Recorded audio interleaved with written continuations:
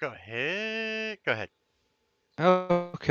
So last time, uh, you guys were able to venture into Van Thamper Villa and completely take out the Van Thamper family, much to the chagrin of Captain Zodge, who did reward you 200 gold pieces apiece for fulfilling your duties, only to be interrupted by Commander Laria Porter, who was appreciative of your effort, but not necessarily as jovial as Zodge.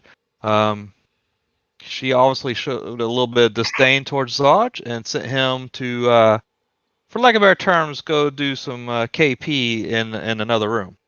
Um, Upon discussing what has transpired and what you had found in the Van Thamber Villa, you basically have been convinced that you need to go to Candlekeep to see if you can find out more information about a mystery puzzle box and a shield.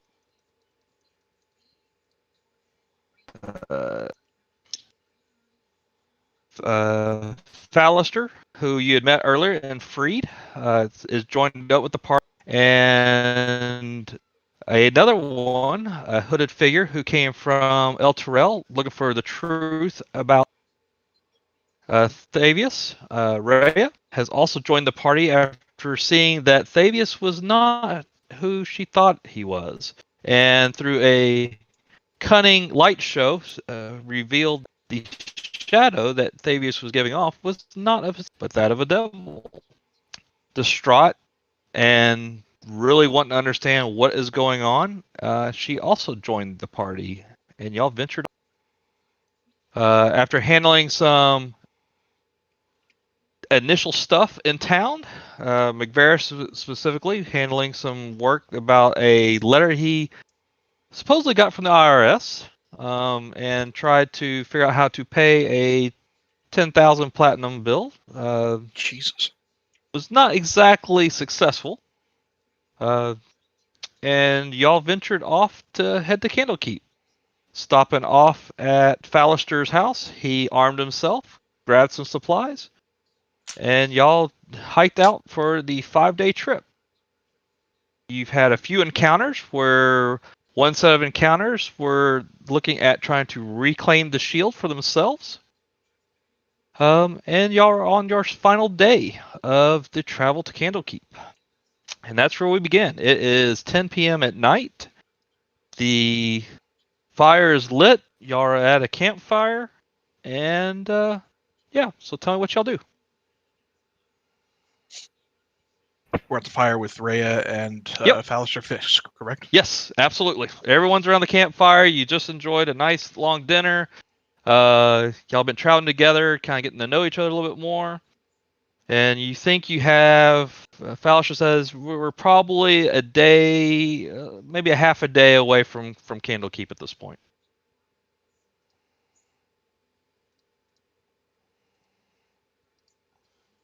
If I can, I'll saddle up over to Sam. I'll say, I overheard you talking to that wizard lady that kicked our asses back there in Baldur's Gate for getting to know some more information regarding spells and other lore. Candlekeep, from what I understand, is the biggest library in all the Sword Coast. Is there anything you might want to go after while we're there?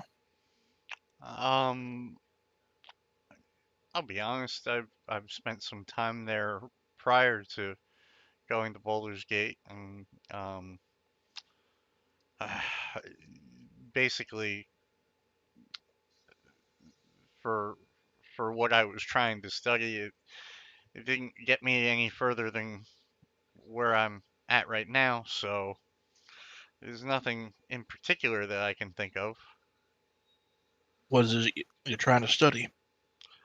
Loss of magic powers. Um, Whatever you lost, seems like you're still able to handle yourself pretty well in any sort of arcane fight. Not as well as I once was able. How old are you, if you don't mind me asking? Oh fuck. That's a great question. And I had that written down. I just don't remember what the fuck it was. Where the hell's the bio section, Crowel? Your age would be under notes, but it did not copy it over, so you must have added it to D&D Beyond after I copied you over. Because Alright, your age is blank on my side. let me pull that up real fast then. Yep. So while that's going on, sitting around the campfire, uh, Rhea kind of sits down and says, yeah, I appreciate you letting me tag along, and I kind of want to share a story with you guys on what I know about Avernus, and I don't know why I'm compelled to tell you this at this moment, but I just feel like it may provide some enlightenment. And she'll go on and she'll say it's been over a century when the Great Troubles began. Fiends roamed the land north and west of Elturel. Fields were despoiled, livestock slaughtered, homes razed, and people dragged off to terrible and ignoble fates. Terror gripped the hearts of all. The city's cavalry rode across the land, striking down fiends wherever they found them, and suffering fearful losses. But it was never enough. For every fiend they destroyed, it seemed as though two more appeared elsewhere. The ruler of Elturel, the High Rider, asked his people to pray for the god's aid. To everyone's astonishment, a mighty angel entered the city the very next day. Her name was Zariel, which means the companion of light. The prayers of the Elturel had been heard, and help had come. Zariel located the gate through which the fiends were entering of the natural world, on the fields of the dead west of the city. Zariel declared that she would lead the cavalry into Avernus, destroying the infernal host that was amassing there, and striking a great blow against the forces of darkness. The High Riders sent out the riders of Elturel, now numbering many thousands, with Zariel at their head, riding a golden mastodon. With the great cry, Zariel and her army charged through the gate. The legions of Avernus trembled and buckled, but they did not crumble. Zariel in the end was defeated, and the remains of her army returned to Elturel, overcome with grief of their loss, their glorious general but confident, and the lords of the Nine Hells would think twice about threatening Elturel again. There were great celebrations to be honored the valiant knights of the cavalry, who became known as the Hell Riders from that day on. So, What a badass title to have. A Hell Rider? yep. So she shares that with you, and then she also kind of shows the insignia of the Hell Rider that is tattooed on her arm. Now, do we know? Would we know about Zariel and her position within Avernus? I think y'all gonna have to give me a history check. I think some of y'all probably will know some of the story of Zariel, but maybe not all of it. Aha! So Percy and Zeke most definitely have heard of Zariel. You know that she was an angel, and you know that there was a demise when she went into the Nine Hells, and that she never returned from. Do I know anything about it a little more specifically? Yes, you know that that not only did she lead this, she was truly worshipped and beloved by everyone in the material plane. Uh, the fall of her inside of Avernus has led to countless uh, uh, crusades to try to recover not only her and understand what happened to her, but also some of the items that she may have possessed that helped her in battle. Okay. Um, And to real fast to answer your Mhm. question, 200 to answer Go. Percy's question, 206. It seems so young for a wizard to have so much power, let alone lose it. Mm.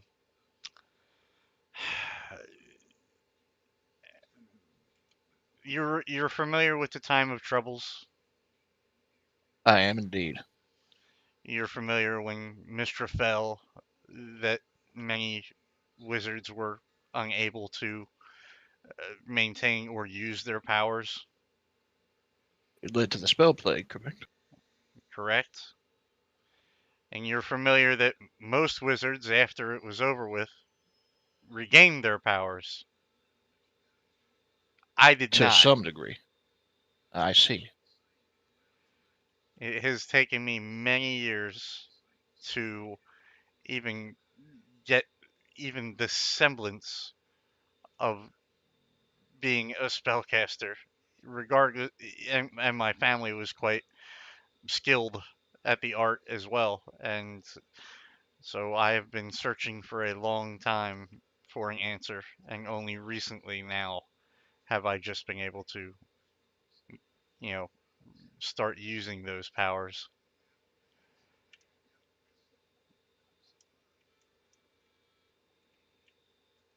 I'm afraid I understand little of a wizard's connection to the weave, and how the spell plague may have severed it, let alone how wizards are able to regain their connection.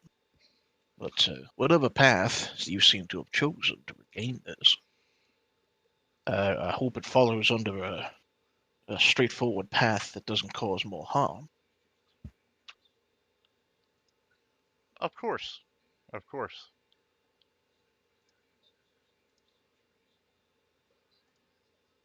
If you excuse me, I must excuse myself to whatever constitutes a privy out here in these woods. Okay. All right. I get up and So leave. Percy goes off to relieve himself. What's everyone else doing this evening? I'm probably playing songs around the campfire, trying to keep morale up since we're on a long travel. Okay. Oh, can I? I'm sorry. I Yeah. I have to I have to throw an out of character thing. You know my disgust with bards. Yes. Okay, so I finally figured. I talked to my cousin Tony tonight, who's also a big fan of D&D. Um, we were discussing, just games, and he goes, "Are you ever gonna run one?" And I said to him, "No, no, I hadn't intended to right now or anytime soon." And I said, "But I only have one rule: wherever we play, bards have all been killed." I said, "If I get a player that is absolutely 100% on, I want to be a bard. This is why I'm playing the game. What do you call it? I have one rule that will only that rule would be the only thing that would allow that person to play a bard. Want to hear it? No hypnotic pattern? No. Oh. That whenever you talk in character, you must be like 8 miling that shit. You have to rap everything. Everything must be in prose. And if you can pull that shit off every time your character talks, like there's never Oh. hey, did you enjoy that food? Yes or no. No, it's like, hey, did you enjoy that food? Give me a stanza. I would just start pulling quotes out of fucking V for Vendetta. You would literally have to. That Aver thought I was bad by making him sing that first song, the very first episode. I have been thinking about it for a while now, and that is what I came up with. I was like, nope, Oh. that's 100% how this has got to go down. So That's hilarious. So go ahead. I'm sorry about throwing that that's out okay. there. I literally just got off the phone talking with him before we got into Yeah. this. All right. So Aver's playing songs around the campfire. Most of y'all are kind of winding down a little bit for night. Tev, are you doing anything in particular? Leaping. Go on. That Did he say sleeping or leaping? I heard Sleeping. leaping. That's I what heard was like, leaping. I Yeah, was exactly. leaping too. This is gonna get interesting. Okay, what were you leaping for? Jack, be No. nimble. Jack, be quick. no sleeping. Oh, Jack, okay. jump Sorry. over the bonfire. That's Because probably a of little background audio, I had to reinstall RTX voice, and so I guess it's still adapting. bit- That's okay. All right, so you're sleeping. Anyone else doing anything before the night? Okay, I'll take quiet as nothing. All right, so I the night will. passes without. Go ahead. I would say I would probably be the last one to go to sleep. I'm doing my best to just kind of keep an eye out, make sure that we're not ambushed by any more would-be cultists or anything of the sort. Maybe we're not keeping someone's not keeping an eye on us. Yeah. No, this night goes pretty much. Yeah, you hear the occasional animal in the woods, um, you know, but nothing. Yeah, it's other quiet. It's a little cloudy, like it's raining somewhere. You can smell the rain in the air, but other than that, it's a very non-active night and very peaceful compared to what you've been going through for the last several evenings. So the morning gets crack of dawn hits about 7 a.m. Everyone kind of wakes up and starts heading on the final day towards Candlekeep. Um, as you make your way out, you come to a crossroads. The crossroads has on top of it a sign with a raven perched. Has two. The sign has two arms, one pointing west, one pointing east. The one to the west says "The Way of the Lion." The other one says "To Candlekeep." Which way do you go? I will go to Fallister and say, "Way of the Lion? What is that, Hen?" And he looks at you, he goes, "That's the way to Candlekeep." The Way of the Lion is the way to Candlekeep?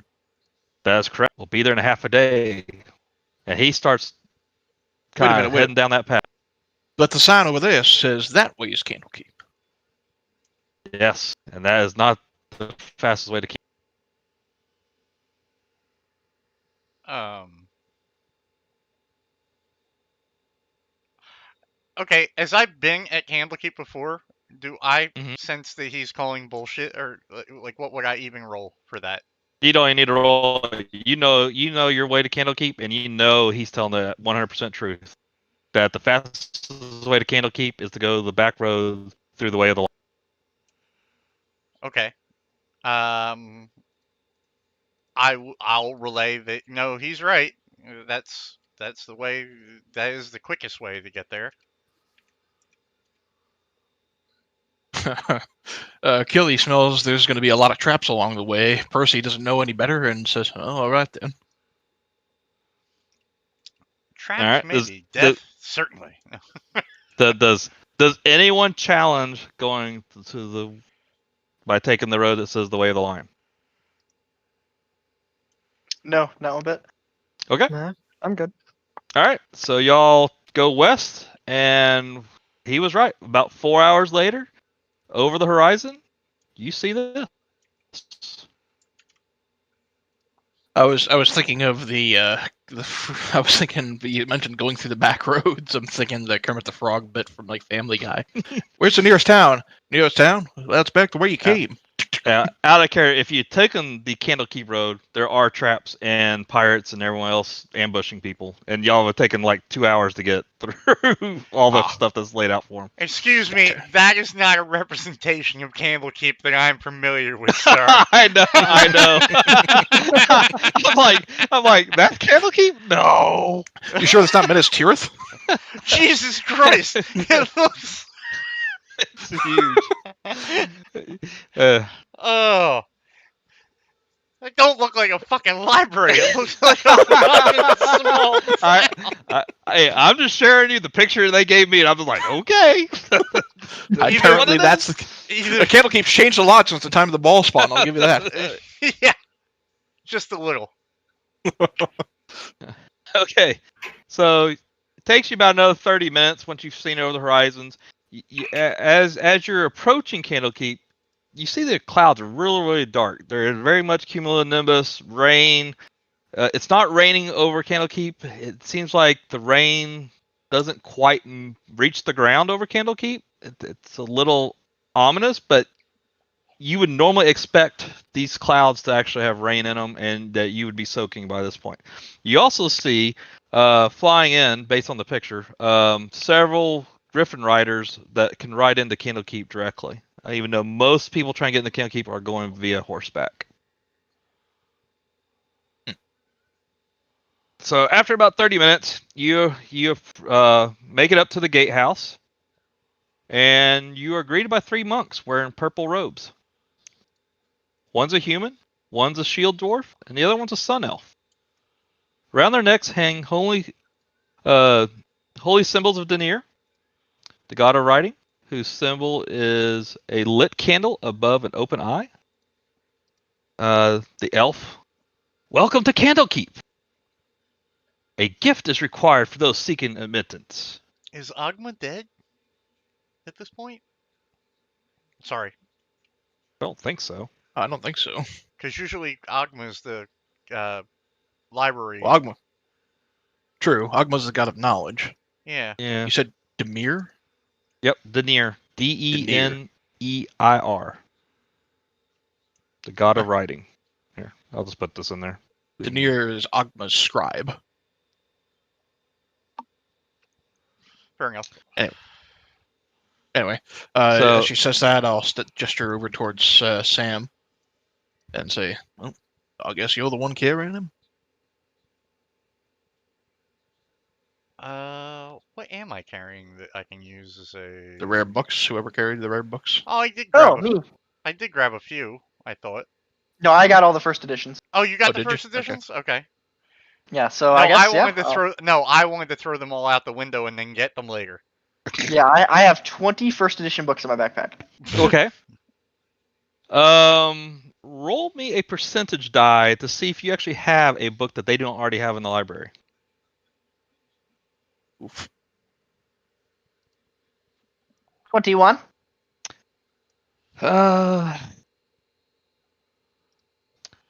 They thumb through it and they find How to maintain Not really your anything- latrines. not really anything that they're interested in. Damn. About that moment, Fallister just kind of pushes people aside. Hold on a minute.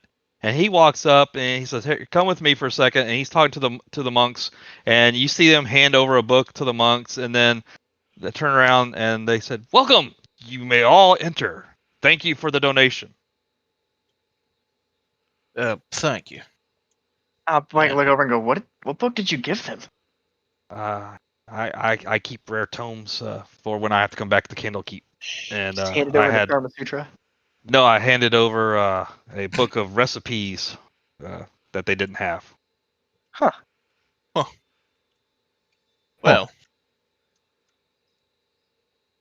I have to keep my eye out for the next first edition cookbook for my next visit. So, all right, so y'all enter in. What do y'all do first? I assume we'd probably just follow Fallister to Silvira, right? Yeah. Okay. So, as you're walking through Candlekeep, you pass by a pub. The pub's title is called The Hearth. And Fallister looks at it and says, "Before y'all leave, y'all might want to ask for additional information inside of the hearth. There might be some people there that might be able to give you a little extra information on just about anything." And he kind of continues on. You know, he doesn't really dawdle on it too long. Any names you'd be willing to provide? No, that place is just always happening. There's always people coming and going, and you know, usually if I'm looking for information, I always stop in there and see what I can find out. Someone always seems to know something. Just Keep it in mind. Thanks for that. and he'll continue on. So if y'all don't stop anywhere along the way, it takes Fallister will lead you all the way on to where Silvira is, which is at the main keep. It's a towering edifice housing hundreds of monks and wizards, and thousands of books and scrolls. Line the walls, bookshelves, they're on the floor, they're everywhere. As you meander through the keep, helpful monks stop to offer you directions. Ballister's just like, no, I got it. Already knows the way, and he just kind of keeps pushing forward until you finally come up to a woman that is dressed in. Let me just make sure I have her. You sure it's a woman? Because the way you said that, woman? No, Question mark? no, it's a woman. I'm just Could- trying to Looks remember what like a she's wearing. lady. Could be a woman. Could be a woman. Maybe not. In today's world, who knows? It's a doppelganger. Oh no! But she's a woman who's red-skinned, wearing bright gold tunic and skirt with a pearl inlaid belt, and very refined looking. Is she human? She is very much a tiefling. Okay. I'll look at Percy and go, "You looking for love?" I just give you the stink eye. So as you approach, the walls of the circular tower chamber are punctuated in arched windows that are currently shuttered. Bookcases are filled with eldritch volumes stand between the windows, while the tables are crowded with specimen jars, alchemical equipment, and other clutter. Engraved on the floor of the chamber is a large nine-pointed star. A middle-aged tiefling dressed in wizardly robes stands by one of the windows. Yep, and that's what you see as you approach. I would two things. I would take a close look at this emblem on the floor, as well as taking a look at what kind of specimens we're talking about. Okay, give me a perception check. You hear me? Yep. Yeah. Yeah. I'm gonna look at the alchemy stuff. Natural one. Natural one. You just see it's a nine-pointed star on the floor. Okay. You know what vinegar is. But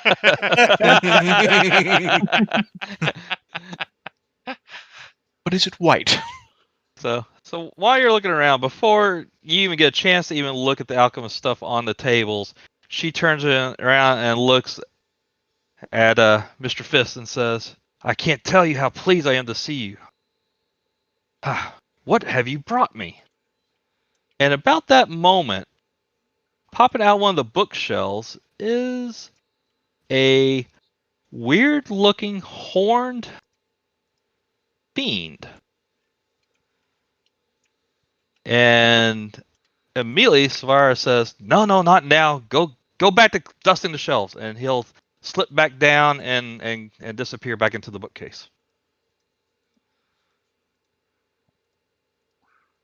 I relax my hand on my morning star, but let Fisk lead the conversation. Okay. So Fisk will step up and says, "My lady, we bring news of Thavius, and this gentleman here has a very interesting artifact that we would like you to look at, and this other one has a puzzle box that I think will unlock the mystery of what's going on in Elturel."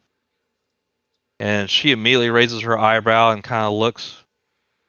Puzzle box? Let me And, see this puzzle box. I say I'll pull it out of my pocket and kind of put it out in front of her. I'll go, "I believe this to be Thavius Krieg's by his reaction." Huh.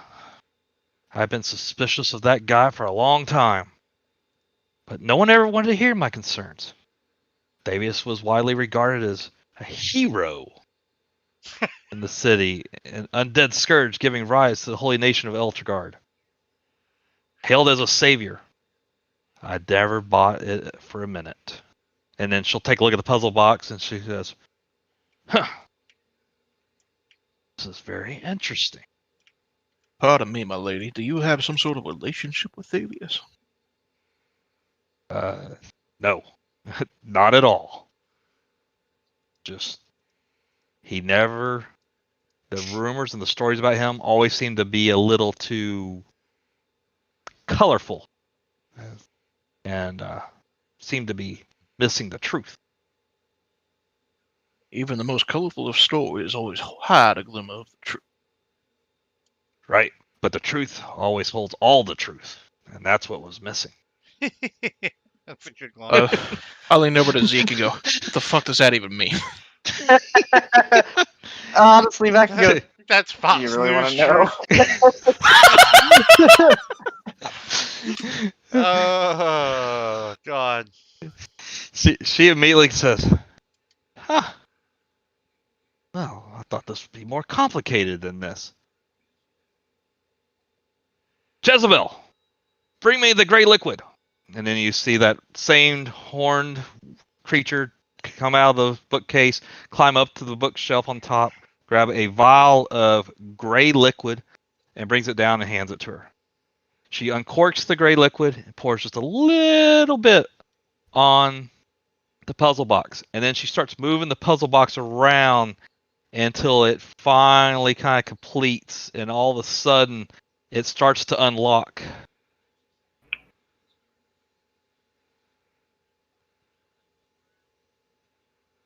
And after a few minutes, the puzzle box completely explodes open, and there's these 9 plated, hinge plated, I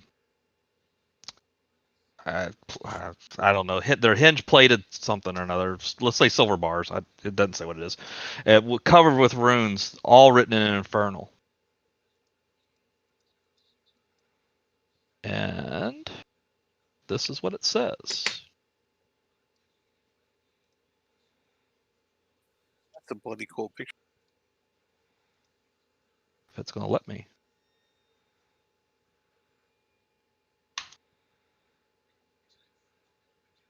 Now, I read Infernal, and all I see is I the know. script. Oh, there it is. It's above you. Can I read it out to my companions? Yep, that's the whole reason I gave it to you. So she says, this is very interesting. Be it known to all that I, Thaddeus Krieg, High Overseer of El Crowel, have sworn to my master, Zariel, Lord of Avernus, keep the agreements contained in this oath. I hereby submit to Zariel in all matters and for all time. I will place her above all creatures living and dead. I will obey her all my days and beyond with fear and civility. I recognize the dispensation of the device called the Solar Incendiator, hereafter called the Companion. In my capacity as High Overseer of El Crowel and its vassal territories, I acknowledge that all lands falling under the light of the Companion are forfeit to Zariel. All persons bound by oath to defend El Crowel are also considered forfeit. I further recognize that this dispensation will last 50 years, after which the Companion will return whence it came, taking El Crowel and its oath-bound defenders with it, if that is Zariel's wish. All this is my everlasting pledge.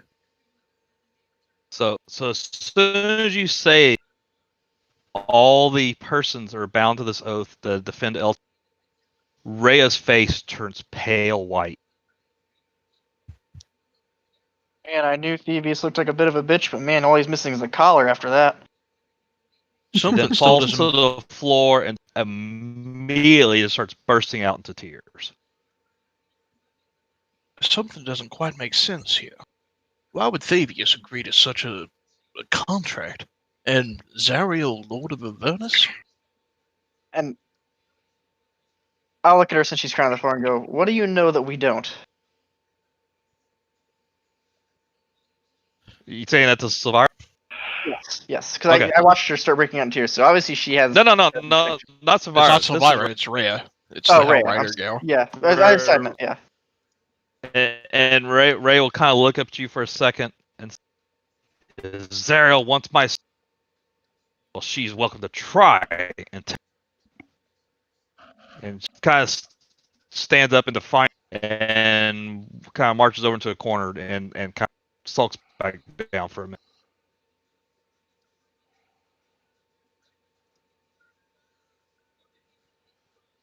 I'll turn back to us party and go, "I like her spunk. She's coming with us."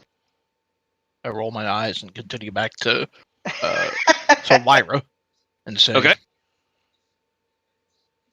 Is there any more you can discern from this that might be of use? There's some pretty interesting claims. You claimed you knew a bit about Thavius beyond the simple stories. Does this confirm any unique suspicions? This 100% confirms my suspicion.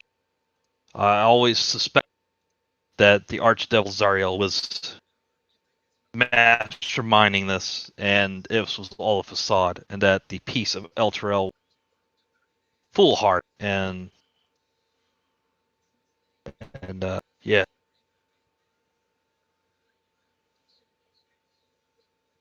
Would disheartening, you but confirms all my fears. you wouldn't happen to know why Thavius would agree to such a contract to damn all the souls of Elturel? Well, from what I remember, back when the companion first appeared, Elturel was a cesspool of violence, and it had a gateway to the underworld, and demons kept trying to invade, and and they did their best to hold it back, and then the companion came and all of it stopped. And so the thought was that Thavius had saved the city, but we never knew what the cost was. This proves the cost was much more than just Thavius.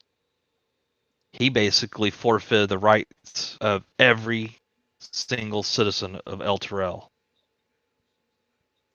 to the He Arch. traded their souls for a lifetime of power. Exactly. There were fears that such a thing could happen in Baldur's Gate, but if this is a unique thing that was done by Thavius alone, he couldn't cause it to happen to Baldur's Gate too, could he? With the right people in power, absolutely. If he was aligning himself with those, and immediately, she'll kind of pause for a second and go, from what I've heard, the rumors about the Van Thampers, they would be powerful enough to take control of a city, and they too dabble in the dark arts. That's not really a concern anymore, considering they're all dead now. Which is probably why Baldur's Gate is not going to suffer the same fate of Elturel. Hmm. And then she'll immediately look at your shield. That's an interesting thing. Well, that's one word for it. I will unsheath it from my back and kind of smack it down on the table and say, apparently, there's a little cult out to get this here thing, and trapped inside is a particularly powerful demon. I could see. You can see that just by looking So, at the shield. absolutely. The symbol itself, good's triumph over evil. That's what the symbol It's says? that's actually rather beautiful. One could easily overlook the terrible force bound within that thing. Cool. You know how do we get rid of it? And I will point the shield and I go, and before you say anything, we are not taking you to Avernus.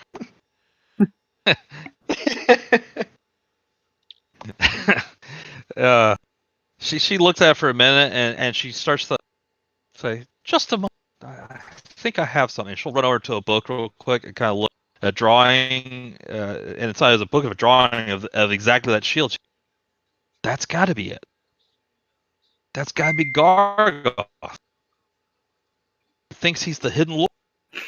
And she'll come back over and kind of, she's really fascinated by it by now. She's just kind of looking at it, and she's like, if you don't mind, let me take a few notes. And then she'll whip out her notebook and she'll start taking notes and kind of etching what the shield looks like and stuff into it. She looks up and she goes, I know a little bit about this thing. Perhaps you'd It be willing to was- elaborate in the middle of your eccentric sketches, madam. Yeah, absolutely. What's trapped inside of it is a pit fiend. Yeah, we knew that already. He was sent to the material plane to corrupt mortals. He was supposed to amass such a following to rival that of gods. His pathway was to some sort of become a demigod with enough worshippers. And then she'll kind of look and she'll immediately just start talking to the shield. Huh. My, how the mighty have fallen. This shield has the power to corrupt everything around it. How did you get such a thing? Wait, hold the book up. What do you mean corrupt everything around it? If you start listening and believing into everything that this entity is saying and following, your mind will start to wander. Eventually you'll be into where you're going to, you would end up, for lack of better terms, worshiping this shit. Okay. That doesn't sound like it's on my itinerary of planned events. How do we get rid of this thing? Well, last I heard the Hune family had it. How did you end up with it? It was behind Thievius Krieg in the Van Thamper cellar. And it seemed Thavius really wanted to get his hands on the shield as well. Obviously, the Hune family's probably going to want to get that thing back. Can't What do we imagine find? it's something you would like to do with it. I said, the crux of this issue is we need to never have this thing in a place where thousands of mortals would reside. It's too tempting for them to become followers, and that would just empower it. So you're Agreed. telling me we have to listen to the shield and bring it to Avernus? And right about that time, the shield will kind of speak up. If you take me to Avernus, I will guide you. Oh, this would be said to Percy, right? Yes, he says it to first. I will be your guide. I'll be your eyes and ears. I will, not ignoring the shield, say, what would happen if we would have make our way out to the middle of the ocean and just drop it into a bottomless depth? Well, it would set the bottomless depths until someone, and then, its power would be restored, because then mortals would have it again. As much as I would say, give it to me and I will protect it, I don't even trust myself around this. It needs to be taken back to Avernus. You, who have spent a lifetime studying the nine hells, take a look at this shield, and you think we need to take it back to Avernus? The one thing this damn devil wants? If it's back in Avernus and the portals are sealed, it can never corrupt mortals again. It will never gain power. It will lose its power.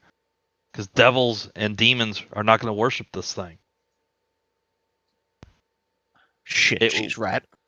It will become useless.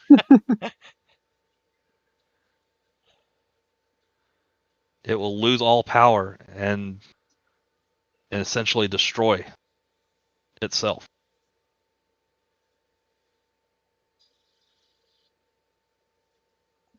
But if you want me to take it, I will take it and do my best to protect it. But I do not even trust myself with this thing. And she'll immediately finish drawing on it and go back and put the book up. And then she pulls out a scroll and she walks it over. She goes, I think you guys probably need to find out what's going on in El Terrell. That would be the way to Avernus. And unfortunately, I cannot cast a portal spell there, but I do have a solution to that problem to get you there faster. But I've done extensive research on Avernus, and I offer you this to help guide you. I would not trust everything on this map because of hearsay, but this is what you're heading towards. And she will share a map of Avernus with you. You know the best part about this map is I have the physical one of this from the special edition dice set, You. sitting in my room on a shelf. Well, now I want a copy. Yeah, if you can find the special edition Avernus dice set, it comes with a card for every single monster you'll find in Avernus, along with the map.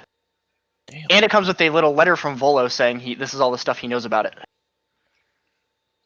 I will. Well, after getting the map from her, I will go. I'm sorry, but are we seriously consider going to Avernus? To hell? And I'll look at him and go, "Do you not see the bottom of the map? There's a wrecked flying fortress. Do you not want a wrecked flying fortress?" And if you like, if I you're just if face you palm are hard. if you're going to try to save Elturel, that's the only way. I want that ship though.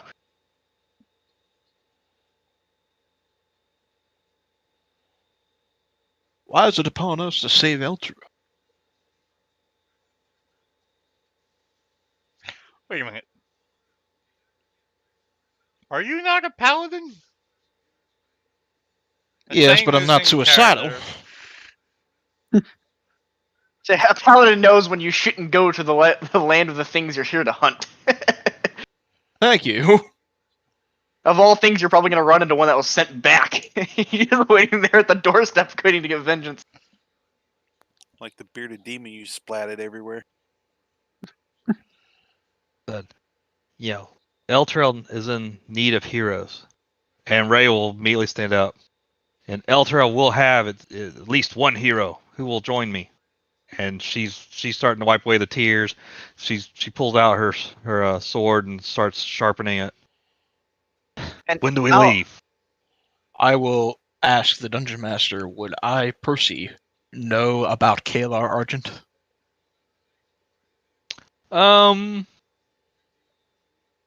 You know what? I think you would. I think based on you being a paladin, you being somewhat resourceful and knowledgeable, I would say you probably been that name's crossed your path in the past through a book or through some other means, a story.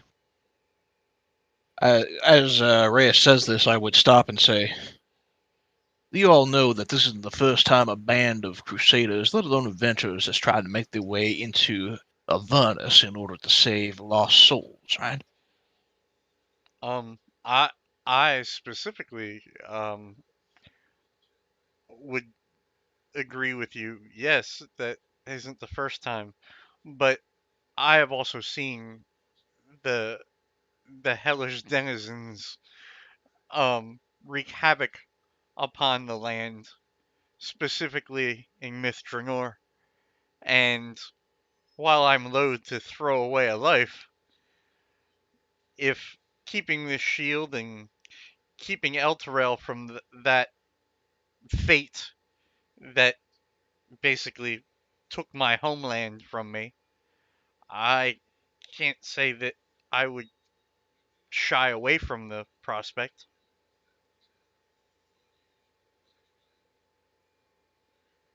I will agree to go, if that is everyone's wish, but I would ask a favor.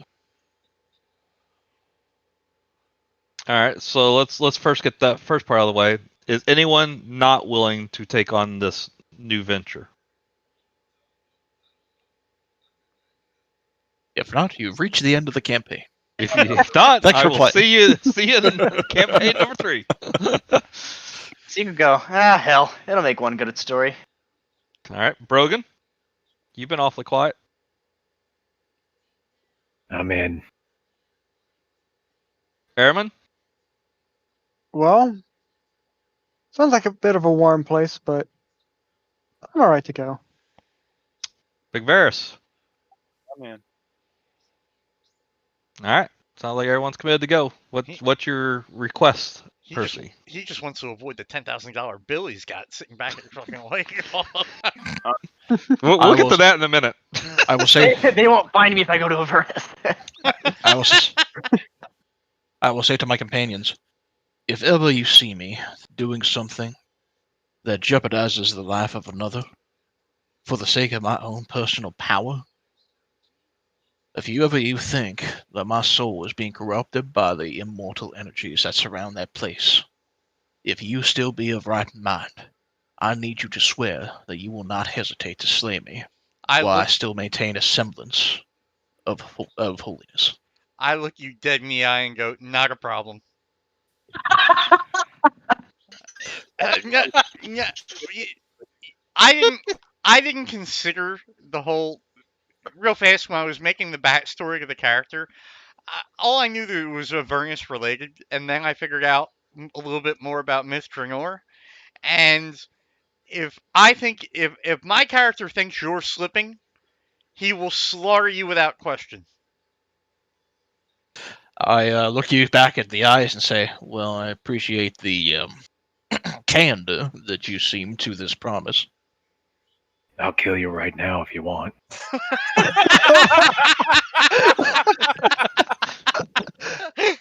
At least I'll be killed rather than being damned. Good God, I need a drink. That's the spirit. Say, well, when y'all are ready to leave for Elturel, I can get you to a spot.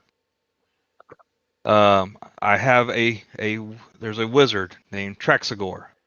Lives about 20 miles from here. He owes me a favor. He will be able to do a plane shift and take you straight to Elturel when you're ready to go. And I will provide you a means to get to his tower pretty quick. So You if said you you have plane business in town, do it. You said plane shift to Elturel or plane shift Yep. to Avernus? I missed that part. Plane shift to Elturel. I guess Elturel is in Avernus, but whatever. I guess I'm It- out of it's- curiosity. I know you said Elturel's in Avernus. Is it kind of like Dalaran, where it's just a fucking crater in the ground and the city's gone? Uh, Or is it like the manifestation of the this people in this Elturel? isn't giving away too much of it here. I'll just show you fast. I'm just curious, like, because No, everyone keeps saying it's 'cause- there. Yeah, give me 1 second.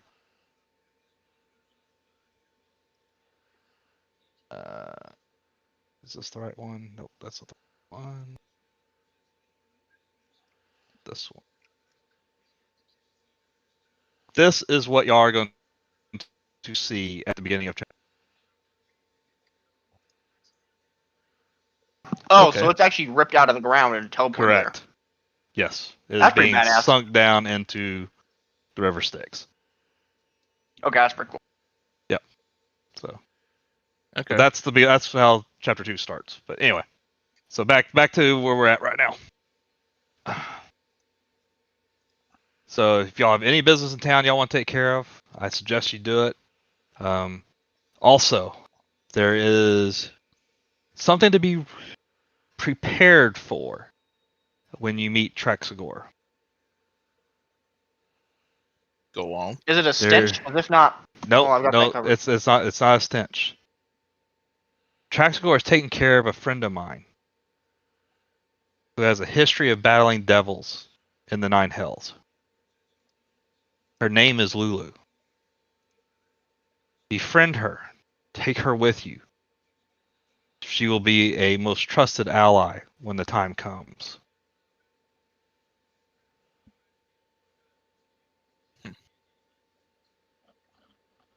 So, I guess we take before we venture on what is sure to be a terrible journey. Suicide we, mission. indeed, perhaps we spend a night in the hearth. Yeah, if y'all want to head over to the hearth, spend the night, catch up on some supplies, take care of some correspondence, anything you want to do like that, that is probably a good idea. Before I assume it's still daylight right now. I hope. I think. Oh yeah. It's probably maybe 2 p.m., 3 p.m. at the latest. It's mid-afternoon. All right. quick question, and this is for Mm-hmm. those that are familiar with the DM, not DM's guide, player's handbook a little bit more than me. Um, when when you go to like martial ranged weapons, it says longbow, it says price, says it says the damage, then weight, then properties. It says ammunition, and then it gives you the range, and then comma heavy, then comma two-handed. Well, obviously a longbow would be two-handed to fire. Obviously the ammunition would be what you call it. What's the heavy denote? You have to be able to wield heavy weapons. Heavy, yeah. Small races also have disadvantage if they use it. Well, if Yeah, your that's the character big one. if your character by race already has the like proficiency to use a longbow, does that even matter? No, if you have the No. proficiency, you're good. Okay. Yep. Well, It- yeah. It's more so really so you can't play like a halfling ranger with, or like a gnome ranger or something with a heavy longbow. Well, you can. They just got disadvantage. Yep. Oh, you know what I mean. All right. It'd be like a small child trying to use a gigantic ass longbow, basically. Fair enough. So we will go through, and what are you guys doing? First, who's all heading to the hearth? Is everyone heading to the hearth, or is someone doing something else? I will go. Zeke is not going to go. All right, Zeke, what are you doing instead of going to the hearth? I am going to take the time I have in a separate city that I've never been to look for. Every time I go to a new city, my first thing is I'm going to ask around if anyone's seen, and I'll show them the locket that I have with them, that person or that family. Okay.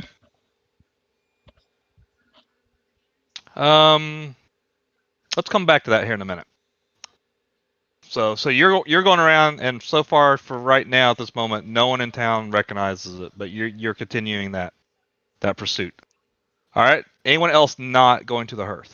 I'm only I going there to will- check in. Okay.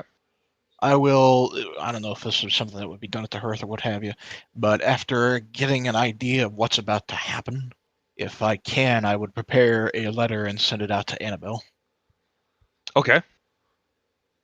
So you can definitely do that at the hearth. They have a wide range of services that include postal carrier. So if you want to Sorry. go, I got my own character person, not Annabelle, Amber Lee. There we go. okay, yeah, Anyway, you can definitely do that at the hearth. They have a wide variety of postal services as well as exchanges and stuff like that. okay. I will Okay. write a letter to Amber Lee, basically explaining what's going on and that if I never see, I apologize for the brevity of the task and the suddenness by which and the means by which I explain it, but I leave that if I never see her again, that I appreciate taking the time to get to know her. Okay. All right. So you definitely are able to take care of that business, and it cost you like 5 copper and postage to send that off. All right. All right. Anyone else? You said you were checking in. I'm checking in, and then I know Candlekeep is generally a library. But Correct. in general, do they have any stores around at all?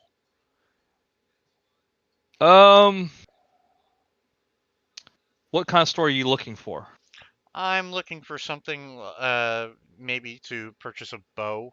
I would imagine that even though it is a library, I would imagine somewhere on the outskirts of town there would be a spot for, you know, people to arm themselves on, Yeah. trips back and forth. Yeah. So just outside, right by the main gate as you enter, there are some vendors there. They're peddling things, and and you might be able to find what you're looking for there.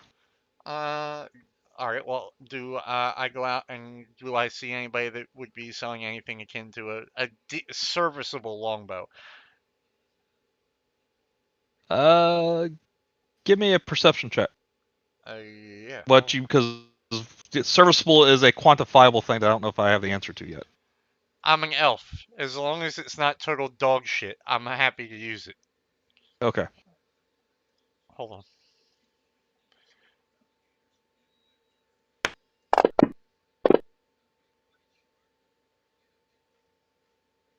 Are things not popping up on the thing?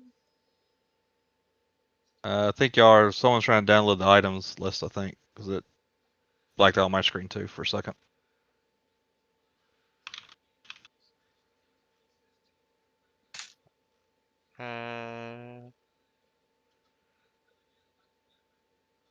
Shall I try rolling again? I tried typing just normal stuff in Yeah, chat just give it a to see if second. that worked. Just waiting for it to finish catching up. Okay. So while we're waiting on that,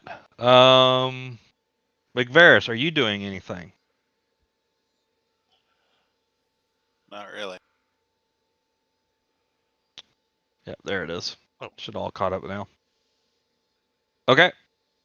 Brogan? Seeing if there's a place that sells sunscreen.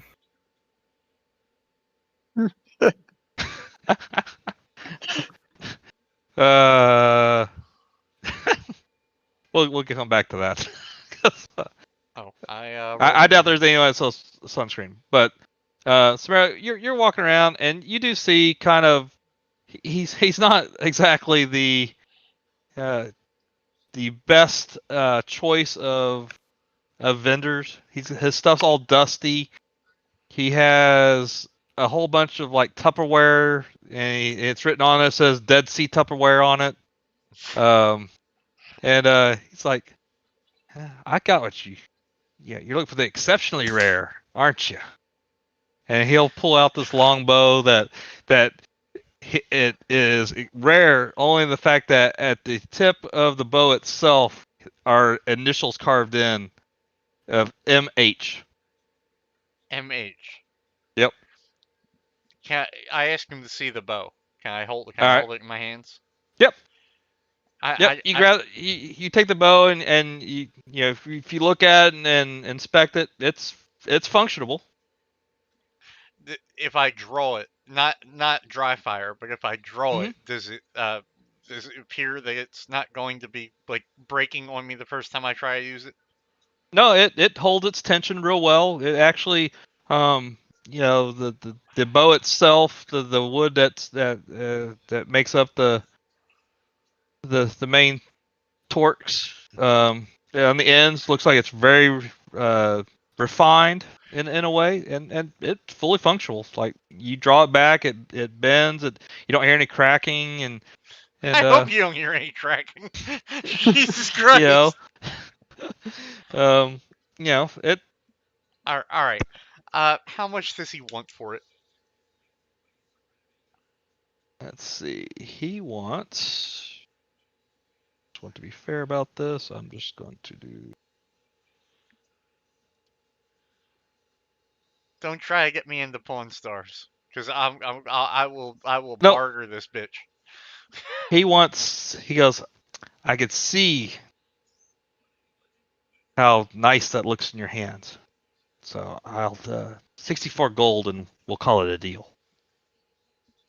64 gold and a full quiver of arrows. If you want the quiver arrows, make it 70 gold, and you can take the arrows too. You do see the dust that has been sitting on this, right? He's like, but this is a rare, one of a kind bow. 70 gold. As an elf, is it really that rare, one of a kind bow? Do I like? No. I mean, seriously, like I was gonna say I've had splinters with better wood than this. Do you think that No, there's any way? Wait, what did you say? I said there's absolutely nothing rare about this bow other than it's got the initials MH carved at one end of it. That's it. It belonged to the great bowman Michael Horden, and now it's fucking expensive. How much do you? What's your final offer? 70? 70 Tell you gold? what, you look like a man Do that I just at this point I am just looking disgusted, but I will take whatever I have to shit I have to take right now. he's like, all right, don't tell anyone I told you this. I'll cut you a deal. 65 for all of it. Take it or leave it. Fine. I will hand over him 65 gold for Okay. this. And he takes it and he counts it real fast in front of you. Thank you. Pleasure doing business with you. Come again. Yeah. And directly after buying that, I assume that they do have a Temple of Agma somewhere in the city because Yes, they do.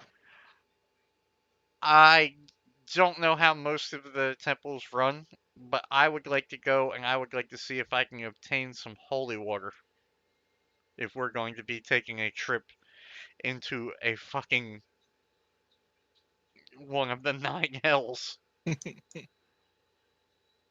Uh, yeah, I think you could probably find some holy water. The monks would ask that you compensate them for providing it, and one of them will look at it and say, depending on how many flasks you want, to say 5 gold per flask. Okay.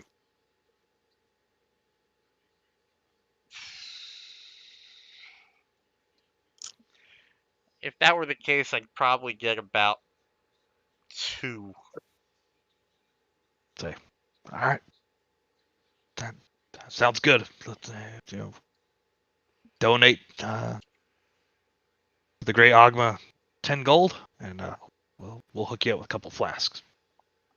How do you make holy water? You have to have a priest bless it. You boil the hell out of it. Coincidentally, a cleric or paladin, including myself, can actually create it, but I would need 25 gold worth of powdered silver and an hour. Right. Really? Yep. Why the powdered silver? That's what it the says requirement. That's what it says in the player's handbook. Yeah, I don't know why it says it either, but yeah, it's in the player's handbook. 25 gold worth of powdered silver. I looked it up earlier. Well, if that is the case, I could easily spend the 50 gold. You're buying 2 flasks for 10. Yeah, no, I would pay if you wanted to up that to 50. I'd pay that. That's fine. Either way, I was just trying to get you a deal because you kind of got robbed on their boat. I was trying to make up for a little bit of it. I thought you said you're going to haggle like Pawn Stars, and you didn't. No, I know. Then your character just became absurd, and I was like, "Fuck it, I'm not going to argue with this fucking asshole with this fucking with this initial MH." Jesus Christ! Wait until you learn what MH stands for later. That's okay. I'm already imagining like mama hugger or like oh god. All right. So, back to Zeke. You, after searching through most of the town, you do find someone who recognizes a similar pendant. A similar pendant. Where'd you see Mhm. something anywhere close to this? She goes, there was a powerful band of bards, and long time ago that they all kind of wore something similar to that, and he's looking at it and he says, but the difference is yours seems to be missing a piece, like it's not complete. And I'll raise an eyebrow at him and go, "What do you mean missing a piece?" Like, it looks intact to me. And he said no, and then he'll quickly take out the picture and he'll draw, and he'll draw a bottom piece to your pendant that you do not have. I keep this drawing? Yep. I will pocket it, fold it, and I'll go. Thank you for the information, and I'll give him a gold piece. Okay, he'll gladly take it. Thank you. I wish I had more information for you on it, but yes, I've seen things like that before. If you could find the missing piece, I believe there's great power in it. Well, let's hope you're right. And I'll thank him again, and I'll stroll back to the bar to meet with the companions. Okay. All right, so everyone's back at the hearth. Anyone not at the hearth? No, trying to figure out how to add a longbow. Oh, I can do it here in a minute. I'm trying to figure it out. Okay, so give me 1 second because I clicked on to chapter 2 and I can't get back to chapter 1 for some reason.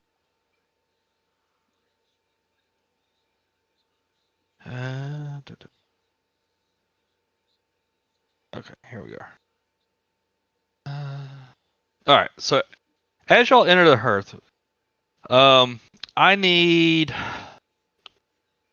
let's see, Samariel, Percy, Zeke, all to give me a perception check. Sure. You said except for me? No, including you. So the Oh, ones okay. that I'm asking for are Brogan, Aramon, and McVeris. Okay, so Percy, when you walk into places, you have a tendency to kind of look around, and Zeke, you see this as well. Something looked completely out of place in this pub. Over in the corner, sitting by himself, is an ogre. And what's strange about this is it's an ogre reading a book.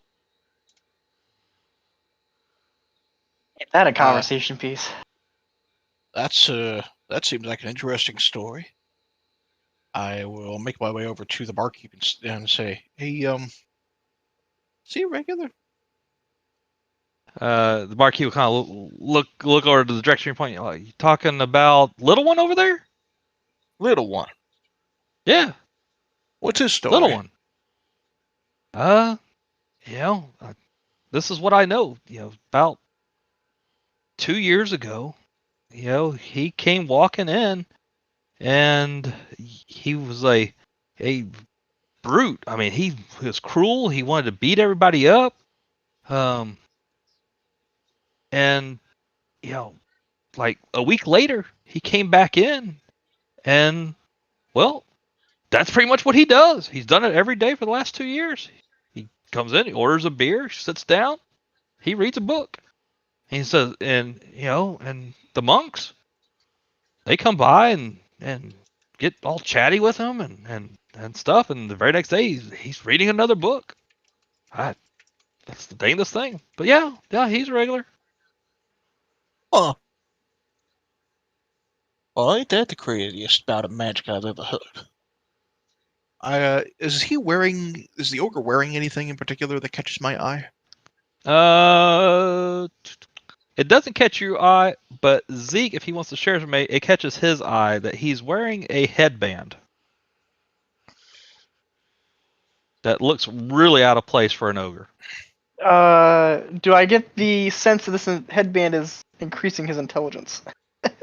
it is fairly obvious that it probably is helping him with his intelligence. Well, we just mitigated the shit out of that, didn't we? I mean, if he says it looks out of place, I'm like looking at it, I'm going, why is he wearing a headband? There's only one obvious solution. Maybe he likes working out. Does that look like a sweat headband to you? Absolutely not. I'm just being silly. More to the point, Zeke, if you actually take the time, you see that the book he's reading tonight is The Sum of Theology by Saint Bethera, a servant of Ogma. A little light reading. Kidding. You know what? I'm gonna walk over to him, monocle on eye, and take a look at that headband. Okay, so you're gonna take. Did you say anything to him? And nothing to him. I walk over, slap the monocle on my eye, and stare at the headband. Well, it is definitely a headband of intellect that you identify. And then he looks up at you. Excuse me, kind sir. May I help you? I order a Uh, drink and popcorn. I couldn't help it but admire your headband there. Yes, I like it very much myself. It's stylish, don't you think? Very stylish. If you don't mind me asking, where'd you come across that? It was a gift from the monks. The monks gifted you a headband? Yes, and when and then they taught me to read, and then now I spend all my time reading. What have you read a good book lately? I'm always looking for a next good book. You got any good books? Fortunately, I haven't read a book in a while, but I do write some of my own. I like the fortunately I haven't read a book. Is that what you said? Fortunately? I'm a writer of stories, not a reader of one. So yeah, so you haven't read any lately. Well, this is the perfect place for you. There are tons of books. Yeah, I'll be done with this book tonight. I can have the monks reserve it for you. Maybe be interested in the Sum of Theology. And I'll sit down the other side of the table and I go, I appreciate the gesture, but unfortunately, this is my last day in town. See that no gaggle problem. of... It's only 9,000 pages. You can read it in one night. And It's like talking to my dad. Yeah, right. And you see, I'll point behind me. It's like, you see that table over there full of those, different folks. You pointing at us? He'll kind of look over Like and he's pointing it up. he'll like, I mean, I see them. But, do they have good books? And I'll go, that's my venturing company. We're actually heading to... Adventure. Oh, adventure books are great. Yeah. Check out the section about adventure books. There's lots of good information in adventure books. They have your choose your own adventure. They have your science fiction adventure. And he'll just start rambling off a whole bunch of different books that he's read. His favorite is Doctor Who. I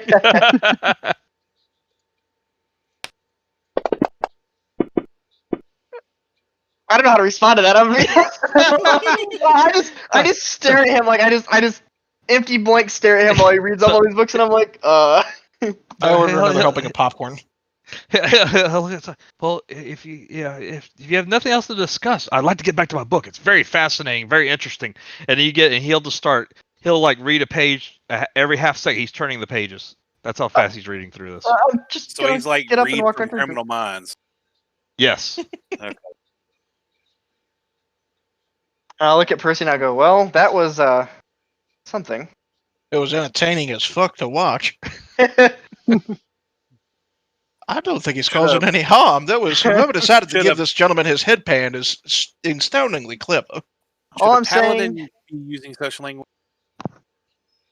Not that kind of paladin.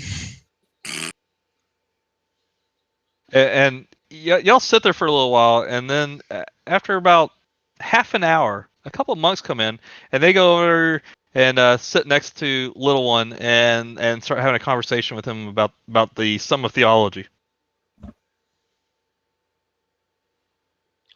I am intrigued I'm by not. these conversations. I'm bored. I will go over and just listen, but just keeping my distance. Okay, so you hear and they are knee deep in philosophical debate about what a god is, and is the god of knowledge, like where does Ogma rank on the pantheon of gods and goddesses, and I mean they are just knee deep in it. You walk into after dinner at Thanksgiving at my house between my father and two brothers. I'm sure it could be much worse. I mean It's getting to the point to where it's one side of the family is Philadelphia Eagles fans, the other side is Dallas Cowboys, and they're just really getting into about where this ends up being, who's right, who's wrong, All right. Well, and you see little one just soaking it up and just taking it in and just in awe of the conversation. I'm just amazed at such a uh non-usually smart character is actually smart, and it just so I will whittle away my time before night comes, and that's what I'm doing. I'm soaking up the atmosphere of the smart ogre. All right. Anyone else doing anything?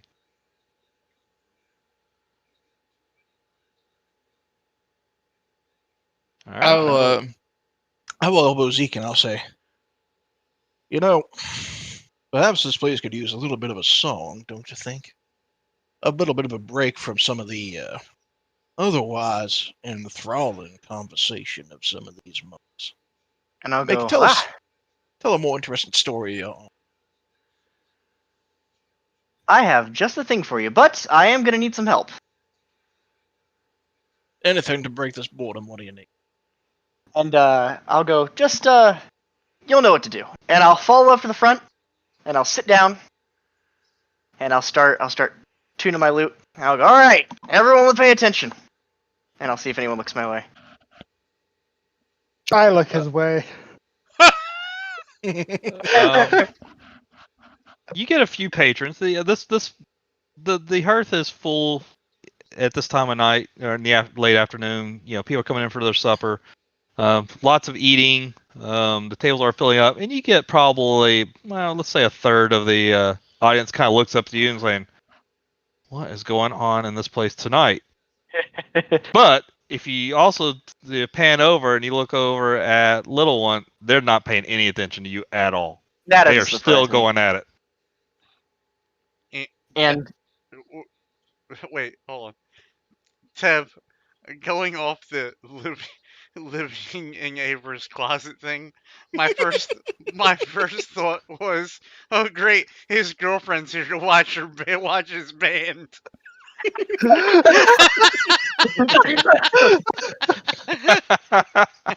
It's like he might suck, but at least his girlfriend's here to watch him. Oh Jesus Christ! so the first thing I'm gonna do is I'm gonna count tables, and I'm gonna start going. All right, I'm gonna give you guys a number now. When I hold up that number, I need you guys to follow my phrase. Can you guys do that? Yeah. All right. And I'll go through and I'll This is start like giving. the wave, right? It's gonna. well- It's really like 20 minutes. I'm gonna go through. I'm gonna start giving tables numbers, and I will begin to sing the first phrase of this. You go up to the first table, you hand them a number, like, I didn't order anything yet. What No, are you I don't handing hand me a the number. I just go. Your table 1, table 2, Oh, table okay. 3. Like you know what I mean. Like so when I hold The that left number half on the my room. hand, When I say this, you say this. That sort of thing. yeah. So like I'm gonna go 1, 2, 3, and like when I hold up your number, I need you to repeat the phrase along with me, and it's basically going to be a song sung in the round. Do you know what a round is? Yeah, good. Okay, I know some people don't. So I'm trying to figure out how we're going to make this work. I'm I not don't gonna know. you sing it. I'm just saying you said to bring some music. So I don't know, and I'm not Yeah. singing, so. All right, let's see how this goes. it gets to my companion's table, and they all just stare at me. Uh, I'm sure a performance check is in there somewhere. it's coming. I'm trying to figure out what. To be fair, he should get advantage on it. He has set this up nicely. Yeah, I'd say, all right, do your performance check with advantage and add 5 to it. So 21, 26. All right.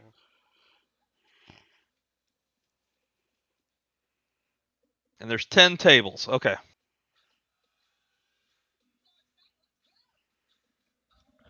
Oh God. So you get up there. And, are you going to start singing, or do you want me to narrate this? You can start narrating. I don't know what the fuck to start with this. I just know it's the song that I have in my repertoire. So Okay, so you go out there, you start singing and as you get to it, you hold the finger for the first table, and you get the little boy sitting at the first table. Yay! He's not singing. He's just cheering. You called out the first table. all right. So you kind of pause for a second, but you don't really break stride. You're like, okay, let me keep going. So you get on to the next verse, and you get over to the table that Brogan and McVeris are sitting at. I don't know if everyone's at the same table, but we'll start with them. What do you two do? I get up and walk out. Go to my room. So Brogan gets up and heads upstairs. McVeris? I just burp in his face. You guys are. I try to be a good bard, and you guys are just shitting all over my day. So based on those responses, Zeke, do you keep playing? Yeah, sure. Why not? I'll keep going. Okay, so you go over and you get to the next table. We'll see if they participate. They most certainly do not participate. They are sitting there just eating their food, totally ignoring you at all get out. Oh. You keep going? Yep, I'm gonna keep going. Okay. You get to the fifth table. The fifth table's the ogre table. And they don't participate either. By that time, at that moment, the barkeep goes out and tugs her shoulder. I don't think it's working. Let's just stop there. I'm so disappointed right now. As he walks back to the table, I just slow clap. I look away from little one, and I'm like, I think you picked the wrong room. I'll look at the barkeep and go. Give me the strongest thing you got. And he'll draft up a stout dwarvish ale and reach out his hand. They probably have a shot behind the bar specifically in case of this thing happening. It's like the failure of a bard, and He pulls it out from underneath the bar stool, sets open a glass. It's already about halfway empty. He shines it over to you and says, "Oh, that's only the second time this week. Don't worry about it." it's like, here you go, Sonny. This one's on. Actually, what you see is after he hands you the drink and you pay him for it, he turns around and there's a chalkboard where he puts up another mark.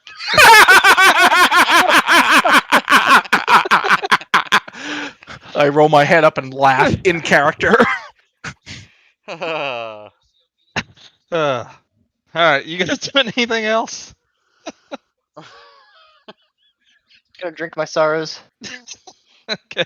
Aramon? After watching the annihilating silence that Zeke was just part of, I'm gonna walk up, I'm gonna put my hand on his shoulder, and I'm gonna say, there.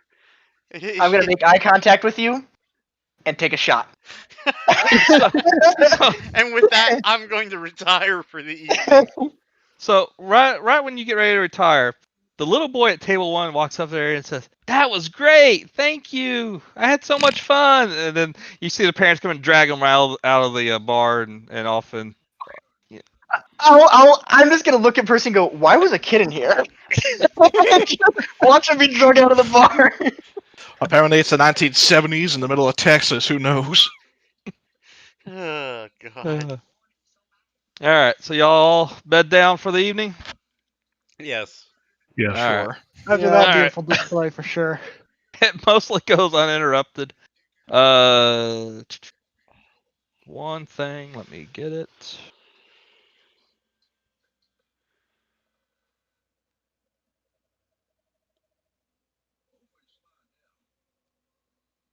Oh, thank God my paint pill kicked.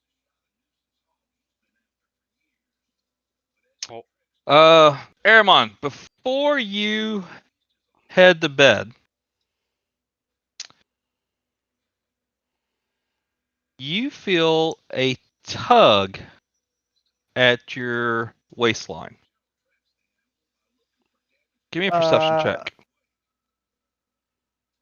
Hey, all right. real fast, if we're not going into combat or anything for the next couple minutes, I need to AFK for 1 minute. I gotta go handle the dog. It should not. It shouldn't. Well, you could already say you're upstairs, so everyone can't pull you into combat. Okay, I already went up, so alright. Yep. All right.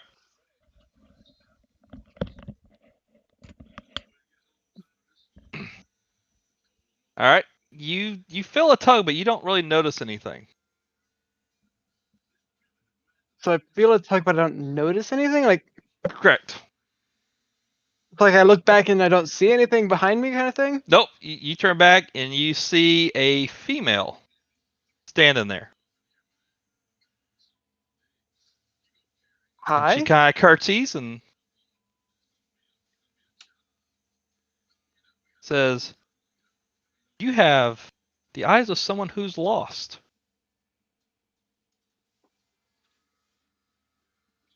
What makes you say that? I see lots of people come and go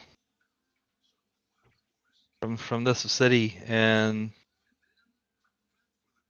yeah, it just the you could just tell some people are searching for something.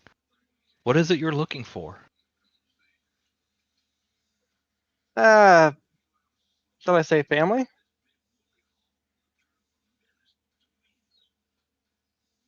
Family.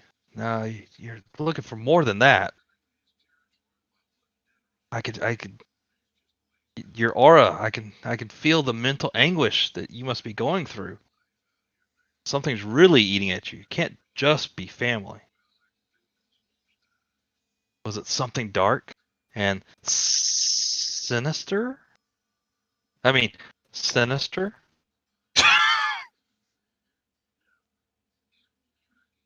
Wait, what was that roll of the S there? No roll of the S. No roll of the S. Sinister. I have a speech impediment. Don't make fun of me. Does she have serpentine like eyes? No, she actually has crystal clear, like they're almost diamond like.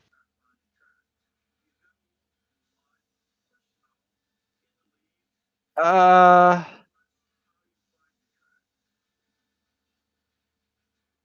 a perception check a little bit more of her appearance. Okay. That Yep. threw me off So there. okay. So you're looking at her. She is a beautiful human female, with gold radiant skin, and her eyes are like, I mean, they really are like diamonds. They're you can get lost looking at them. She's wearing purple and gold robes. There's do those robes look anything like the book monks? They look a little different. A little bit different. A little different. They're scholarly looking, but they're not of the same style of purple. Okay. Who are you? My name is Si Balam. Steve Alam. Yes, most people call me Si. Sounds like a character out of Diablo 3. I see. And why exactly did you decide to come say something to me? Ah, I'm always willing to help people who are in need, and you, my friend, look like you're in great need. Thought I could help you. In great need of what? Finding whatever it is you're looking for, whatever's ailing you. Ailing me? Yeah, whatever's causing this anguish, this deep sorrow inside your eyes.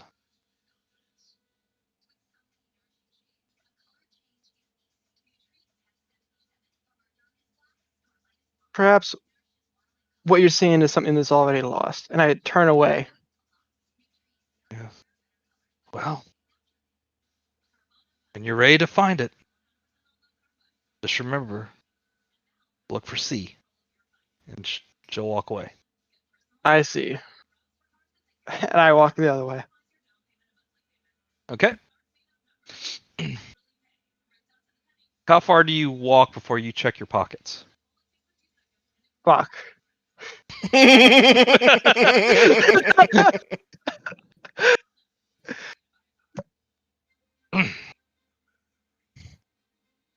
you check your pockets?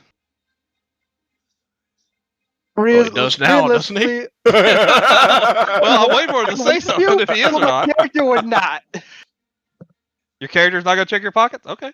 Nope. All right.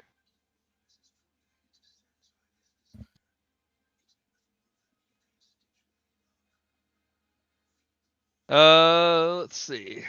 I think that's all I had for now. Yep. So everyone else goes to bed, wakes up in the morning, bright and early. Any remaining, actually, bright and early in the morning. There is one more piece of stuff that occurs. McVeris, I knew this was coming. you come down and decide to get a little bit of breakfast, and the barkeep who comes around, he hands you a newspaper. Can you read? That's a good question. Can you read? What language is it in? It's in common. Yes, I can read it. Okay. On the Smart front of the ass. newspaper, it says, "Great success. Siemens property auction took place last night to record revenue."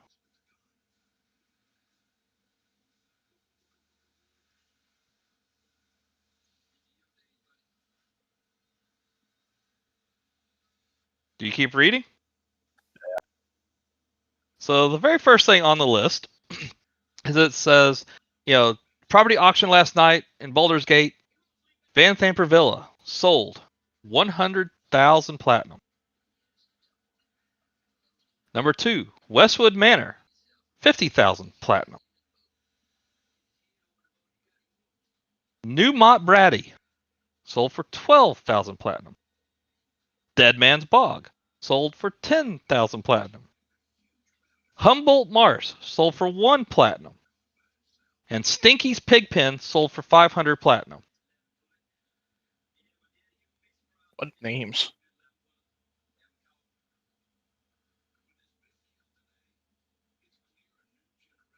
I'm assuming Stinky's Pigman's mine. I don't know. You didn't ever tell me the name of your marsh. So is it? Bog of Eternal Stench. Well, that doesn't sound like Stinky's Pigpen. Yeah. Unless they changed the name. That's possible.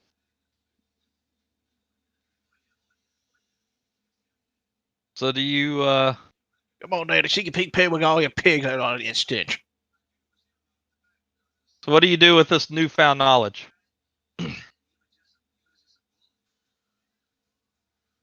Nothing I can really do. I don't have the gold to pay the taxpayer. Or the tax collector, whatever the fuck it's called. It's not I don't think that's the important piece of information that was in there.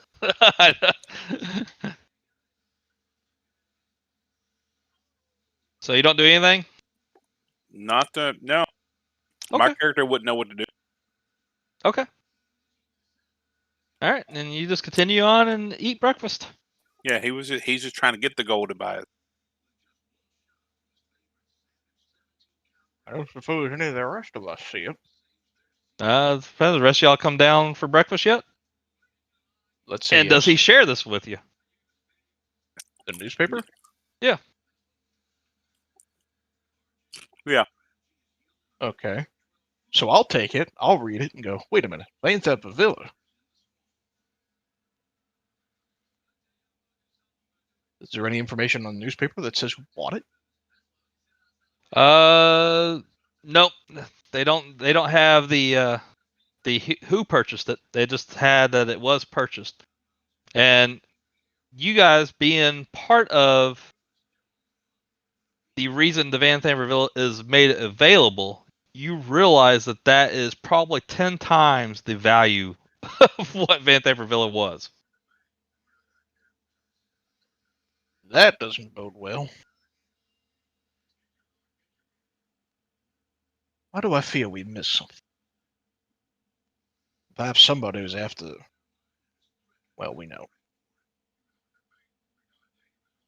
I'm probably looking for that shield. Yeah, not so loud in the bar. Hmm.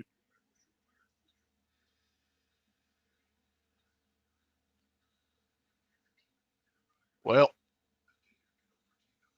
on to hell it is, I suppose. All right. All right. Anyone else doing anything? No. Okay. Then y'all are going to meet up with Savara again? It's Okay. the goal. Get 2 of I assume her. that in the midst of all this, I assume that Rhea is coming with us as well.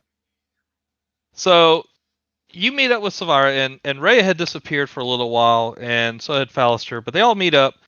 Fallister looks at you guys and says, "Thank you for rescuing me.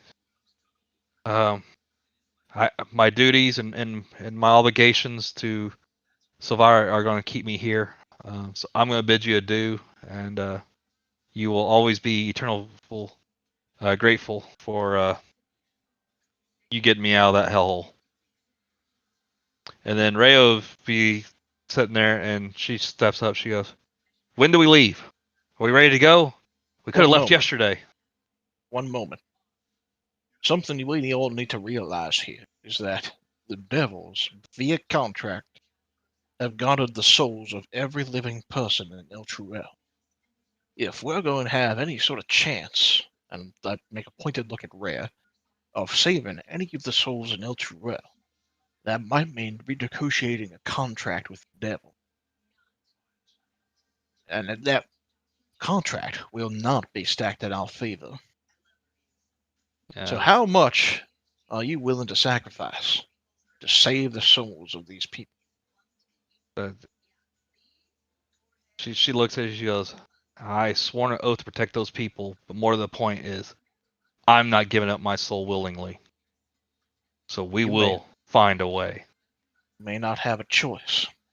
Just remember that. Everyone always has a choice.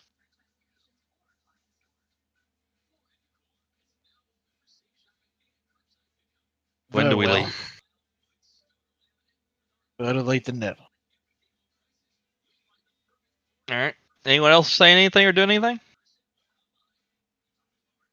No. Okay. So Savara will lead you upstairs to the top of the tower. You walk up onto a crescent-shaped landing platform with a stunning view of the sea. Waiting for you on top of this platform are several griffins with saddles. The handler standing nearby you. The griffins have instructions to fly you to Traxagor's tower. And Savara says, "Don't worry, it's safe. All you have to do is name the griffin."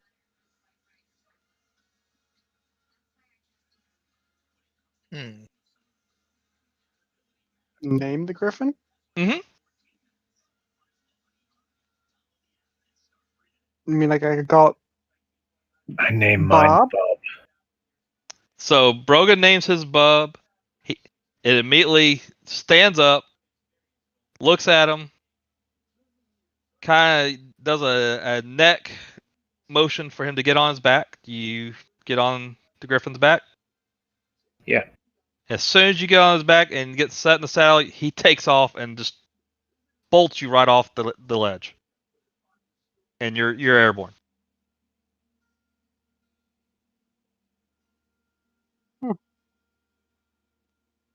Future.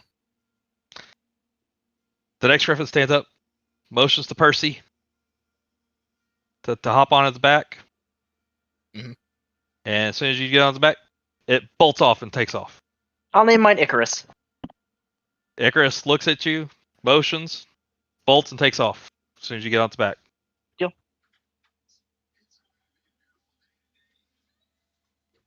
McVeris? Ludo. Ludo or Pluto? Ludo. Ludo. Okay. So Yeah. Ludo stands up, kind of looks at you for a second, looks back at the trainer, and says, "Ah!" and then motions you to get on its back and takes off as soon as you get on its back. So that leaves Sam and I think that's it, right? Did Aramon name his? Bob. That's Bob. Bob does the same and takes off. And I think Kent may be gone, so I'll just name it for him. Samariel Jr. and he takes off. I just got back. What's up? You gotta name your griffin. You're about to fly. Okay. Silver Moon. All right. Silver Moon looks at you. You hop on its back. It takes off. And immediately, you're all y'all are soaring up above the clouds, seeing the sun. It's like a beautiful day. Feel the wind hit you in the face. I didn't hear you say that I jumped on its back. I was like, wait, so I named it and it flew away? right. No. Why does everything Betray have you. to believe me? So as your griffins fly up above the clouds for a brief moment, you see the sun. Then they all dip back through the clouds, and now they're below the clouds. As you're looking back, Candlekeep looks no less majestic from the air, but as it's growing smaller, the griffins soar westward. Large rocky islands pass below you, and beyond them lies an open sea. After not a super long journey, you see a windowless, doorless stone tower which somehow floats in the sky ahead. Wizards. The griffins pass through the dragon holes, riding the tower's. Wait, hold on. Let me reread this. The griffins pass through the jagged holes, riddling the tower's conical peak to land on top of the floor below. And there's a spiral staircase leading down. Do y'all get off the griffins? I get off the Griffins, taking time to stroke the mane of Future, and say, "Thank you, friend." All right, and after you acknowledge, the best wishes, he immediately just takes off and flies off, and so does all the other griffins as soon as y'all get off. I envy you, my friends. I say under my breath as I make my way towards the spiral staircase. Okay, so you head down the spiral staircase. Yeah. All right. Can we dive? Okay, so as you come down the spiral staircase, you see a cluttered chamber illuminated by various objects upon which continual flame spells have been cast. Scurrying around the room is an otter dressed in a tiny red cassock. The otter mumbles to itself in common, mentioning something about a tuning fork. Suddenly, it takes notice of you and then stands upright. Lulu, wake up! Our guests have finally arrived. Did you say an otter? An otter, yes. Otter, an otter. Is he At the the- size of an otter? Yes, he is the size of an otter. Okay. At the sound of her name, you hear the rumbling of a creature with golden fur appear from a pile of blankets near a table strewn with alchemical equipment. The creature takes to the air on feathery wings and lets out a trumpet sound. And this is what y'all see.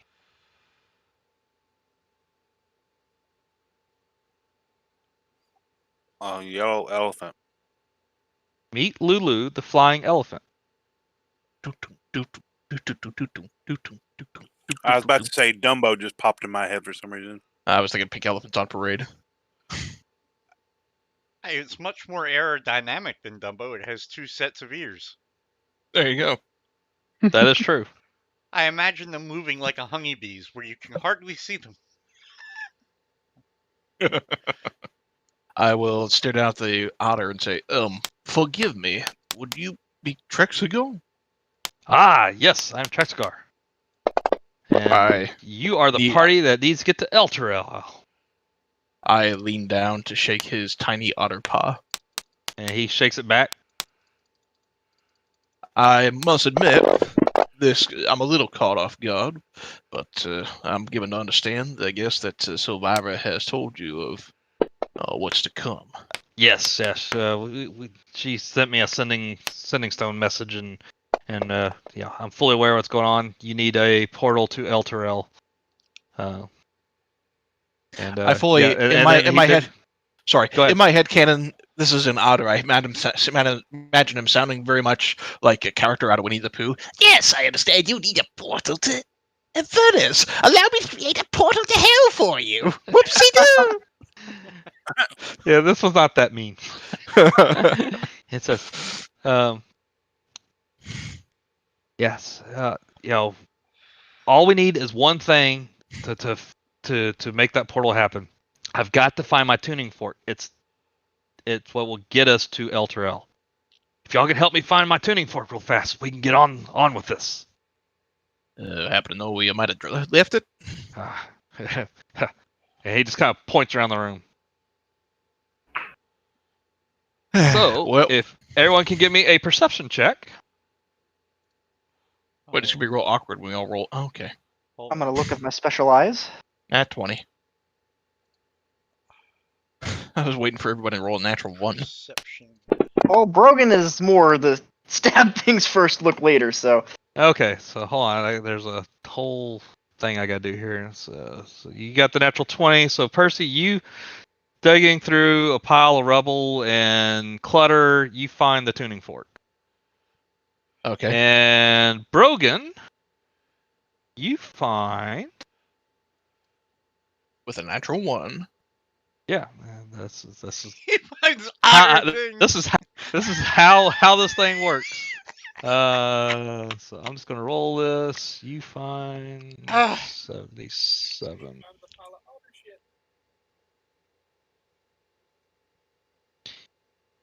You okay. This is hilarious. Oh, You boy. find a sheet of parchment with what's drawn a complex mechanical contraption.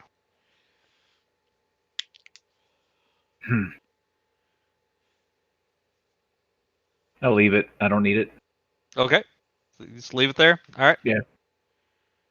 Okay. So Percy, you found the tuning fork. Okay. I will say to the otter, is this what you're looking for? Ah, yes, that's what we need.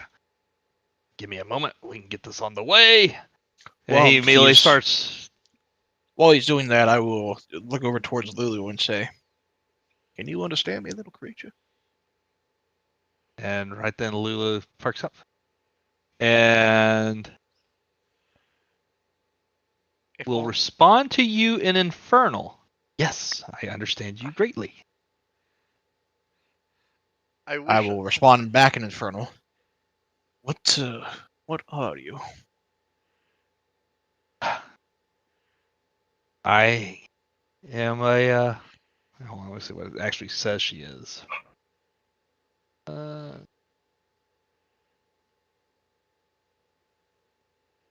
Does it say she? I picture the trumpet sounding like a high-pitched kazoo noise. Yes. So she. Yeah, it just lists her as a celestial. So she just responds that, I work with the angels. We are getting ready to wander into literal hell. Survivor told me a little bit about an individual named Lulu. Said that you had some experience in dealing with such creatures. Yes, I have fought many demons and devils, and through, and I don't know how to say this, what something happened, and I don't remember everything, but things are a blur. But I could tell you, I remember the 5 days before I met. And now I'm forgetting her name. Savara, and unfortunately, Savara was very kind to me, helped me regain my physical strength and my mental clarity, but my memories, they're just lost. And then there was that creature, that horned little demon thing. It scared me too much, and so I came here to live with Traxador. Silvira told us you, given the past, that it might help us to have you come along. I know I ask much of this, but No, would that be something you would consider? I think helping you will help me regain my memories. I will gladly share what I know and what I remember, and guide you through that terrible, terrible place. The more the merrier, and let me be certain, your assistance would be greatly appreciated. Thank you. I say all this in it. Yep. And so now Lulu is part of the party. Da-da-da-da. Ba-ba-ba-ba-ba-ba-ba-ba. You Another gained pet for Zeke. anything but a pet. I know. I was hoping to keep the griffin, I'm not gonna lie. Part of me was like, oh yes, a third pet. Well, you You did might, name you it. might see him again. There's a reason y'all named it. Hopefully you'll remember the names when Yep. you need it. I wrote it down for a reason. I feel a little awkward though bringing Rigby and Slobber Chops into Avernus, but you know, sometimes things have to be done. You could leave them with the wizard. I could. You know what? I'll leave. Though I would worry that Slobber Chops would try to eat him. I don't know. Slobber Chop seems smart. It strikes me that the wizard probably wouldn't have a problem with slobber chops. You know what? That's actually not a bad idea. I'll ask if they can take care of Slobber Chops while I'm gone. So you're asking Traxcore to take care of Slobber Chops? Yes, I'll take Rigby because I know Rigby is Okay. not what he seems, but Slobber Chops is just a. Okay. So, Traxcore will look over and says, "Well, if y'all taking Lulu, yeah, I suppose I could take care of Slobber Chops for you." I greatly appreciate it, friend. And Can Slobber Chops exist by himself for a day or so while we get you to El Terrell? Because meaning, it's a cat. Just leave it food and water. It'll be yeah. fine. Yeah, let's set up some stuff for him, because when I cast a spell, I will, unfortunately I go with you. So, Will you be able to get us back? I was told to get y'all there. I wasn't told to worry about getting you back. Well, that's comforting. But Well, I'm just being honest. The favor was to get y'all to El Terrell as fast as possible. Oh, you know what? suppose it's not necessarily a guarantee we'll come back. I do have one thing I just thought about. God damn it, that I wanted to do. Too late now. Yeah, I know. I needed to get studded leather for armor.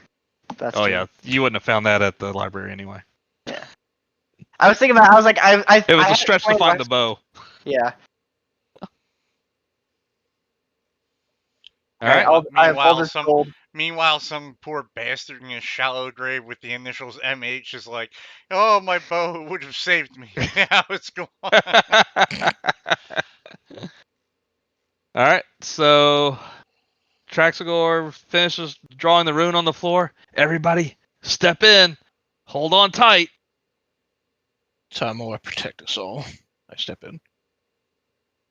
And once the last person steps into the circle, he taps the tuning fork on the floor, and all of a sudden, in this black, swirly mist just envelops the entire group, and everything fades to black.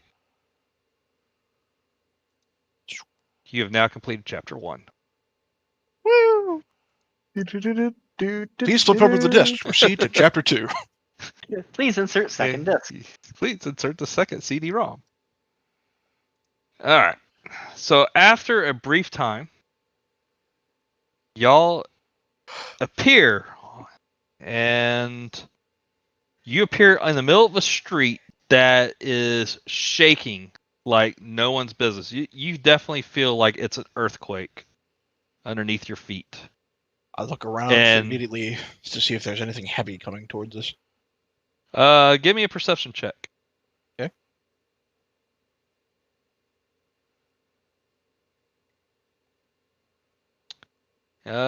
You do not see anything. Can I instinctively get And- off the road? Yeah. Yeah, you Okay. can get off the road if you want. I will do so. Yeah, I'm gonna step out of the road as well, So, following Percy's.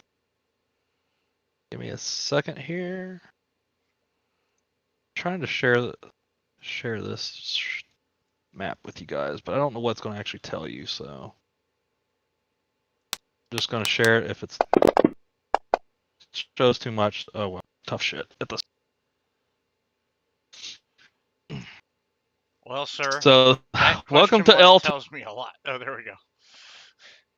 And you guys are right in the middle of the street on the right-hand side. We're, Oh, where it says Oh. characters arrive here. Right. Characters here. arrive. Yep. I swear to God, I feel like I'm at Disney. You are here. So as soon as everyone gets their feet on the ground, you look around and you see Traxagore for a second, and then he just disappears.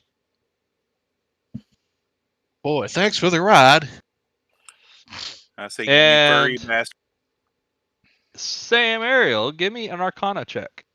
Yeah, sure. Yep, I must have closed my thing. One sec.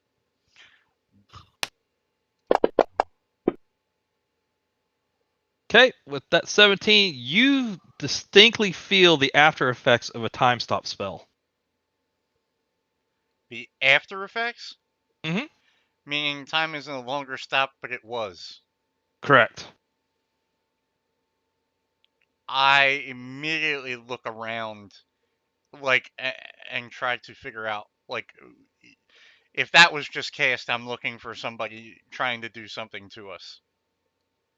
When you look around, what you think, since Trashcore was there and now not, that he cast Time Spot and then cast an escape spell to get out of there. Oh, okay, never mind. I'm gonna be like that otter mother. That slippery weasel. I mean, otter. Shit. Is there anyone around us, or just this building that's sunk in by infernal blades? Well, it's funny you should bring that up. Oh, joy. Everyone roll initiative. Okay. Well, it's funny you should bring that up. By the way. Don't you roll it for us? Yeah. Yes, he rolls it for us. I was just being nice.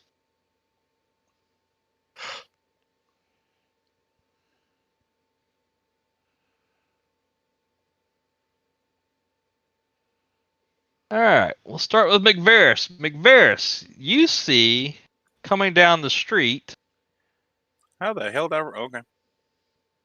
3 bearded devils.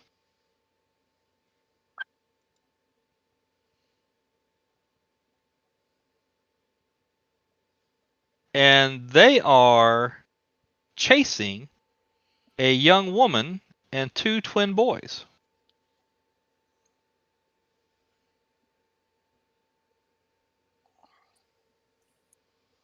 So they're chasing a woman and 2 boys? Mm-hmm. How far away are the boys and the lady from us? They're approximately 30 feet from each other. But the bearded devils are catching up.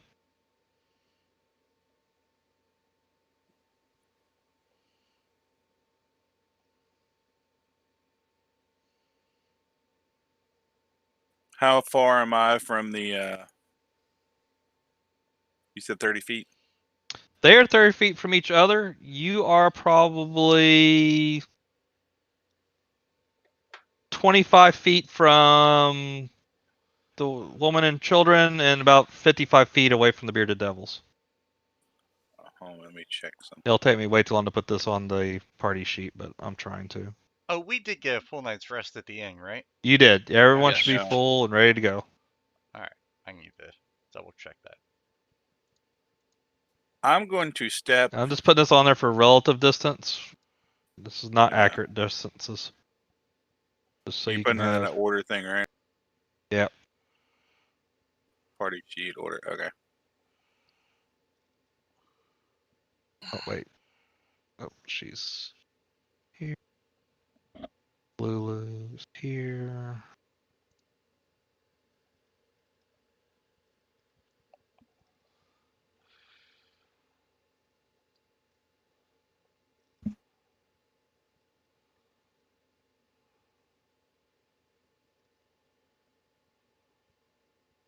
All right.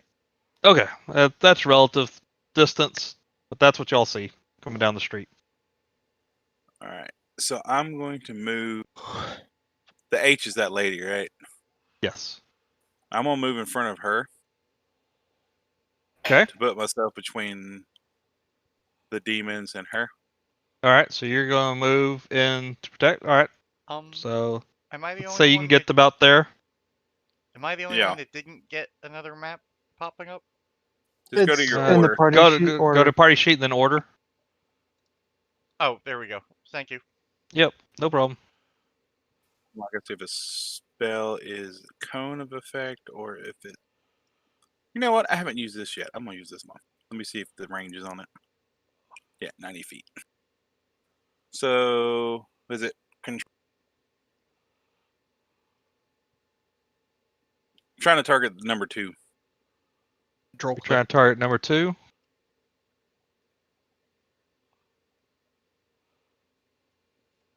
All right, centering on him. Oh my, I gotta rearrange all this shit right.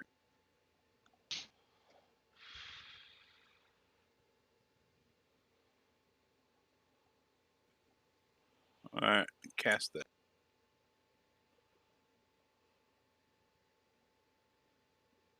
That doesn't count as a cast. That's just what Magvarus smells like. Well, I think that's an AOE spell, so it would affect all of them. I would Yeah. think. Yeah, it's cast on the center one. So All right. So we need to roll. Hold on. What is oh, it, con next time. save? Oh yeah. So next time I need to cast it. Okay, target all 3 of them. Each creature that is complete within the cloud at the start of their turn makes con All right. So save. that one fails. So one fails. One succeeded. And let me get the other one. They're poisoned, assuming they're not immune to it. Con save. He also fails. And what was? Those other 2 should have advantage. It looks like the first one had advantage on the save. Why would it have advantage? I Just- think the beer. Yeah, resistance to spell magic or Oh, advantage to yep, magic. you're right. Yep. So just do 'Cause that they're again. Good call. Thank you. They're also immune to poison. It's not going to Yeah, happen. they are. That's why I wasn't gonna worry about it that much. But Well, shit. yes, they are immune to poison. So Uh, all right. Do anything else? mm-mm.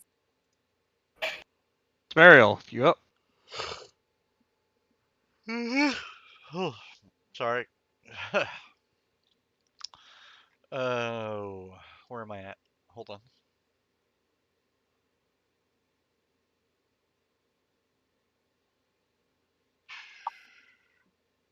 Let's see. 5, 10, 15. It's at 40 feet. Hold on. There. When you close your stupid thing, I'm going to fire an arrow at one of them. And now I Okay. need to figure out how to use this, so I will Okay, that hits. And where the hell is And that does 4 damage because it's partially resisted. Yep. That does do a little bit of damage. Okay. All right, I need everybody now to roll a con save. Sure. Okay. God damn it. Con. Oh wait, I rolled a con check. Hold on.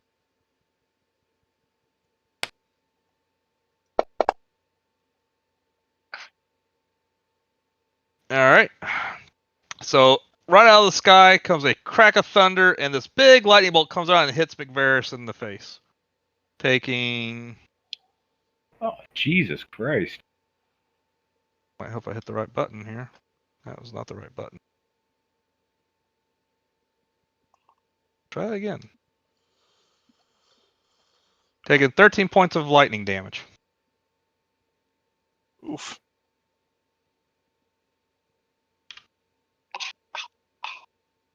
All right. Percy, you're up. You said the distance was not relative. Can I get in front of her and still ready in action? Yes. Yeah, they're only about 25 feet, so yeah, you definitely get in front. I'll get in front of her and say, "Get behind me," and ready in action to attack one as it gets within range. Okay.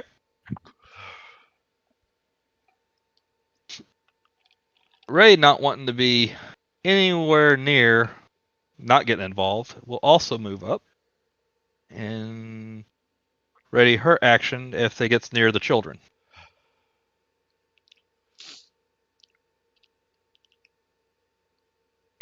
The woman, not being one to shy away from danger, will target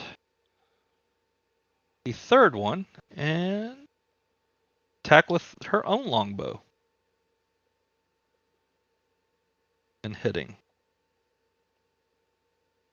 And she has special arrows, so she does 8 points of damage to it. I want those arrows. Stay away from my children! Mm. Lulu's turn is next.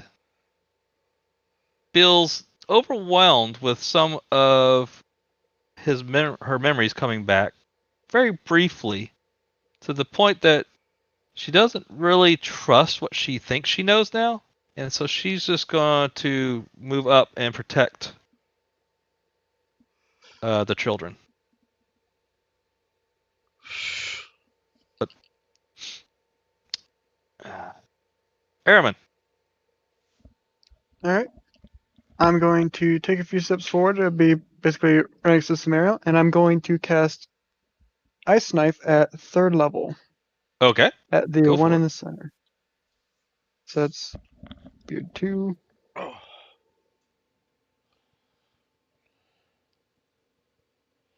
Let's see. It looks like for Ice Knife on here, they have it to where the dex save is combined into it, but the other two are gonna have to do dex saves on it as well. Yeah, that's fine. I'll do them. So 20. So that one was success. Dex And save advantage.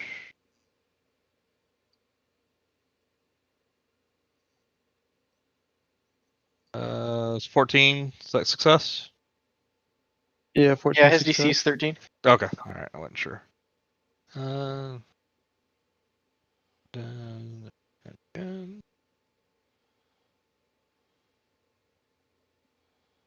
And that one fails. Okay. So first there was the hit on the center one for the piercing. And we've auto rolled for yeah. Okay. And then said the number 1 failed. Yep. Number 1 failed. Okay, so I got to untarget 2, target 1, and then he gets hit with the full damage, and since I casted at 3, boom. Take 17 points. Okay. Did that not count? Weird. Okay. I put it in there. All right. Okay. Next that's it are the for me. bearded devils. Uh,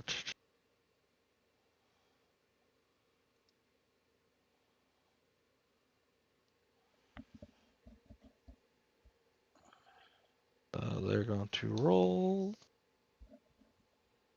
He does not, so that is his action, and then he is going to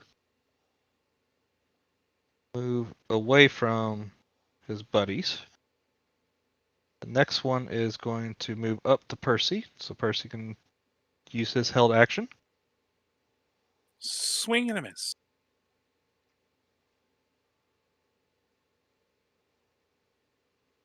There, Kelly. Oh, sorry. You do your held action. Yeah.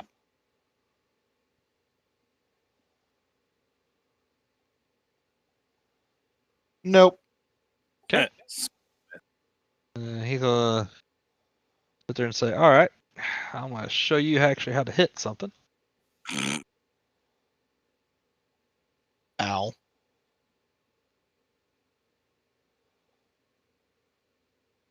And you take 4 points of damage there, and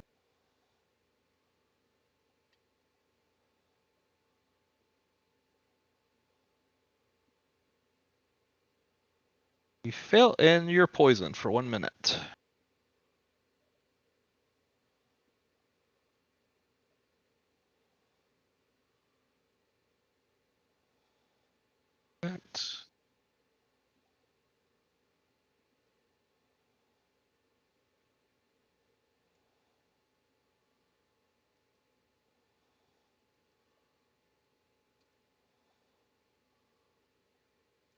Okay.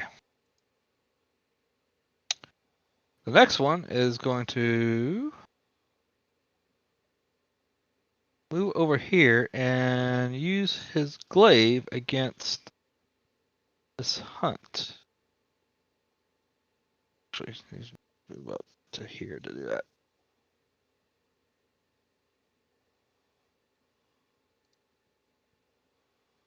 Did he?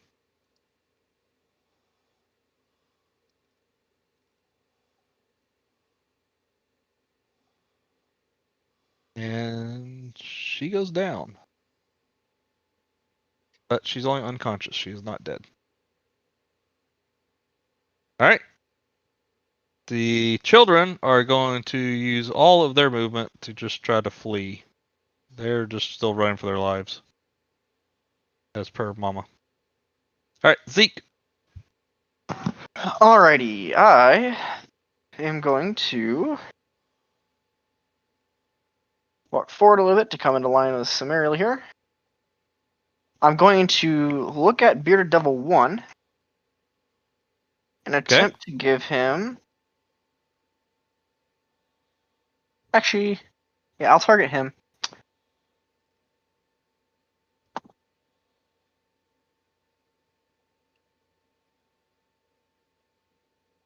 I don't want to cast spells on him because I know they have fucking advantage against all these fuckers before. I'll do it. I'll give him Dissonant Whispers. Alright. And they succeed. They take half damage. Taking 5 points. Do anything else? Nope, that's it. Alright. Rogan. Oop. Hold on. Okay. Your turn. All right. I'll rush up there. And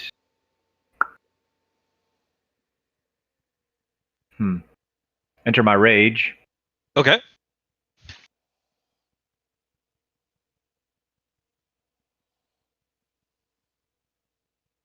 And I will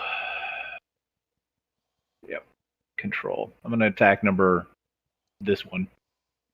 2, whatever it is. Yeah. 3, sorry. Yep. Number 3. Okay. Go for it.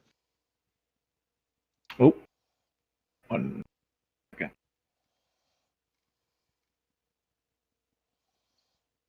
That definitely hits 22.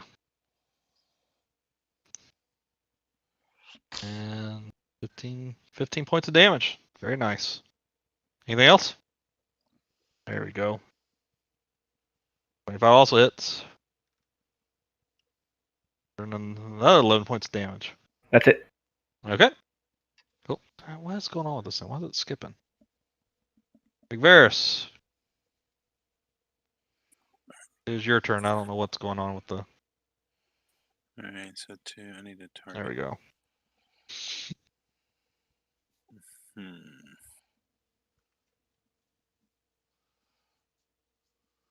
I'm gonna move up, cast Shillelagh. Where the hell is my staff with Shillelagh on it there?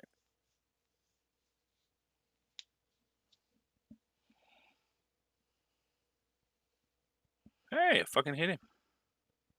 Yep, that hits.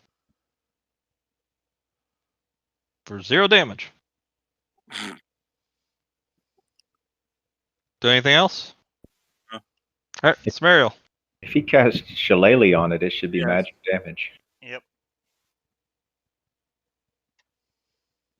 Oh, that's why I rolled the wrong damage one. Shit.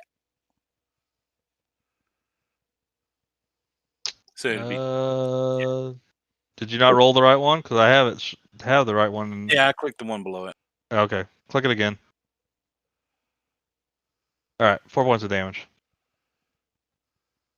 All right, Smariel. We will do the same. Even though it's not doing great damage, I'm going to shoot the one I have targeted.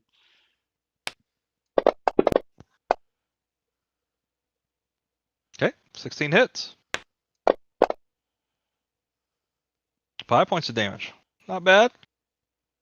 All of a sudden, you guys see your local wizard pull out a bow and actually do a fair decent amount of damage for the first 2 shots. God damn, it's still skipping. All right, let's try again. Percy. Wonder why it's doing Alrighty.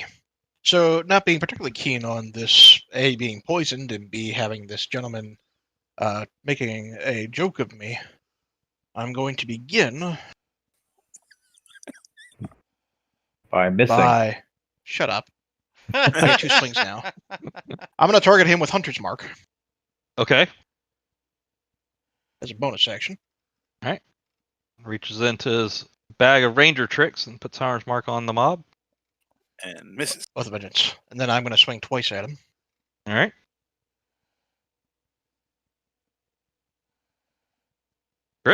Hey. Fuck you all. Fuck you all. Fuck you all. I'm going to throw on some Divine Smite Justice at rank 1 for that matter. I Okay. Because believe it's a you, natural Percy. 20. Yep, go for it. And it's a fiend, so that'll double it. As for the damage, Jesus Christ. So 9 points of damage, and He is dead. you just watch Percy, who's almost in more rage than you've ever seen Brogan get into, just take his Morning Star and just smash to obliterate this bearded devil.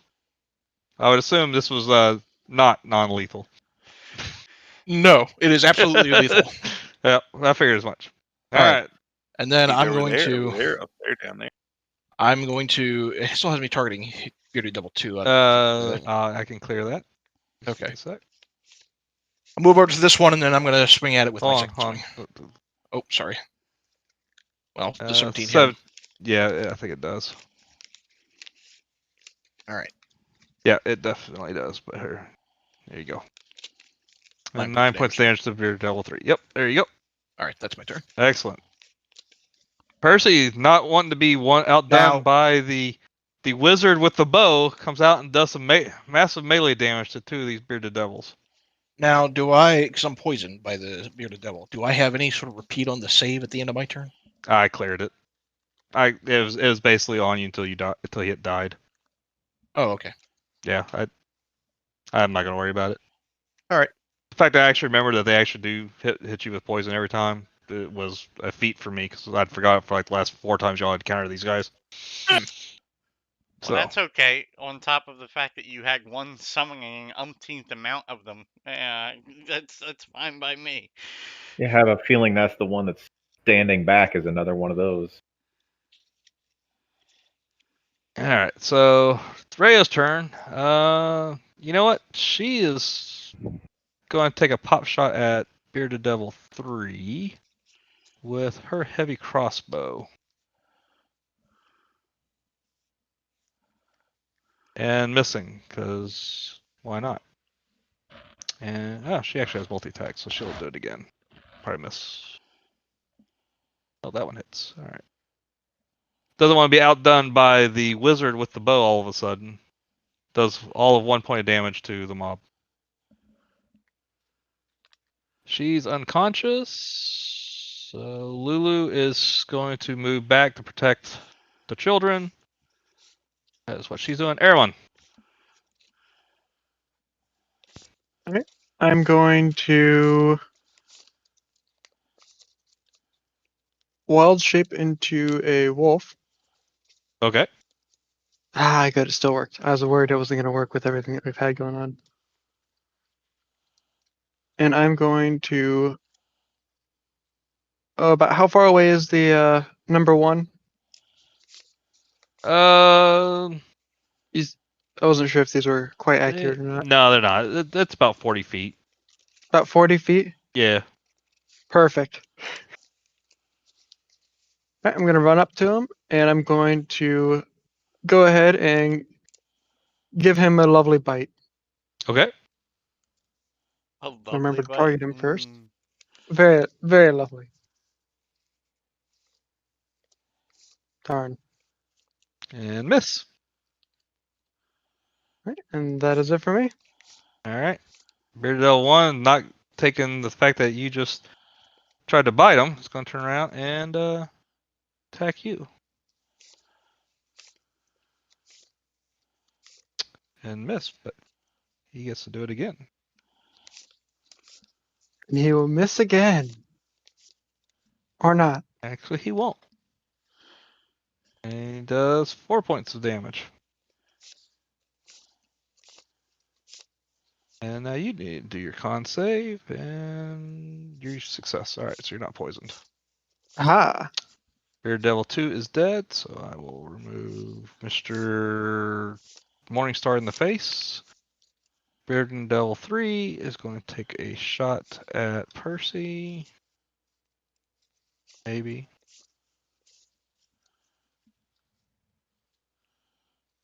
They'll let me. Goes. And miss. Gets his second attack. And they miss and miss. Whatever. I'm going to use my reaction from Sentinel and attack the Bearded Devil 3. They're just hiding behind. Go ahead. Okay. That definitely hits. And that one is now kaput.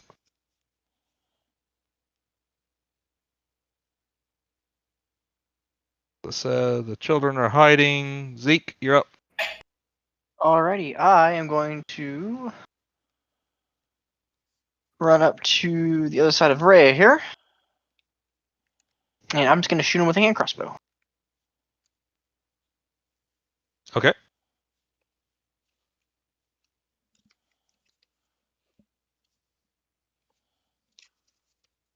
All right. That does 4 points of damage. Correct. Anything else? That'll be it. All right. Brogan, you have successfully gotten rid of 2 of these devils. Now you got 1 left. You can get in melee range. I go there. Okay. And choppy chop twice. Go for it. Yeah. Crit. 21 points of damage to Beard Devil, but he is still standing. Another crit. And he goes kaput. You guys are out of combat. I'm going to attempt to retrieve the arrows that I fired into the one. Do you want me to roll something to see if I can retrieve No. either one of them? No, you can retrieve them. Okay. I'm gonna cast healing word on the female that is unconscious Okay. to bring her, I guess, back to. I don't know.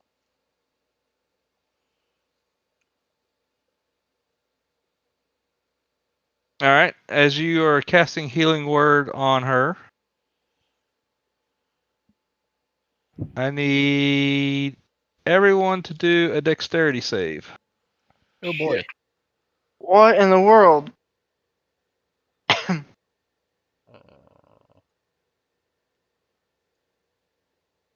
oh, hold on. Oof. Hold on. Ooh.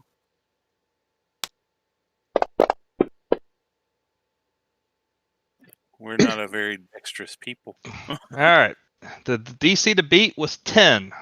Everyone, as you see McVeigh start to heal up the young lady, the ground starts to shake again, and everyone who failed a DC of 10 falls prone. What? This is What that. the hell is that noise? Yeah, this is And that then scene if where I'm walking on the snow. and then if you fail the DC of 10, I need you to give me a second dexterity saving throw to see if you take any damage from falling debris. Oh boy. Oh, good lord, I'm fixing to die. Oh, thank goodness. And the DC to beat on this is 15. So anyone who didn't beat a 15 takes 7 points of bludgeoning damage from falling debris. Welcome to El Trail.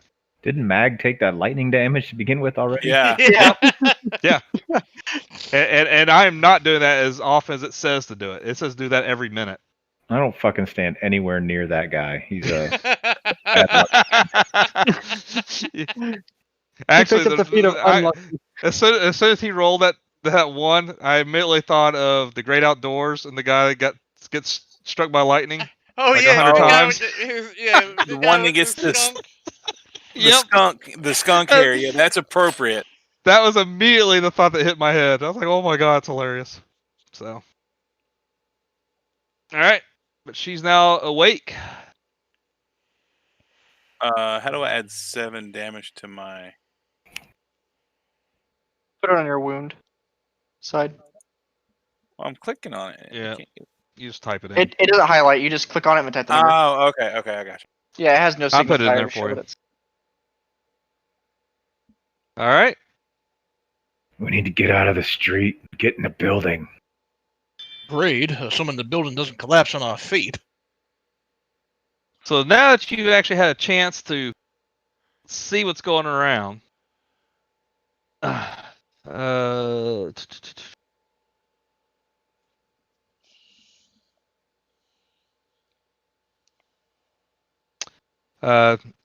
Harkina will stand up and say, "Oh, thank you for saving me and my children. So many have died. The city is just falling apart." Where's the rest of the people? Well, the city is broken in two. The people on the east, where we're at, are dying by the droves. I understand that the west may be faring better, but I don't know for sure. We've been hiding in the basement of a tavern until recently, when our food just ran out. So we came to the streets to find food and water. What's going on the west side that they're faring so well? I don't know. I've not been over there yet. reach This my is our pack. first time out, and we immediately were attacked by these devils.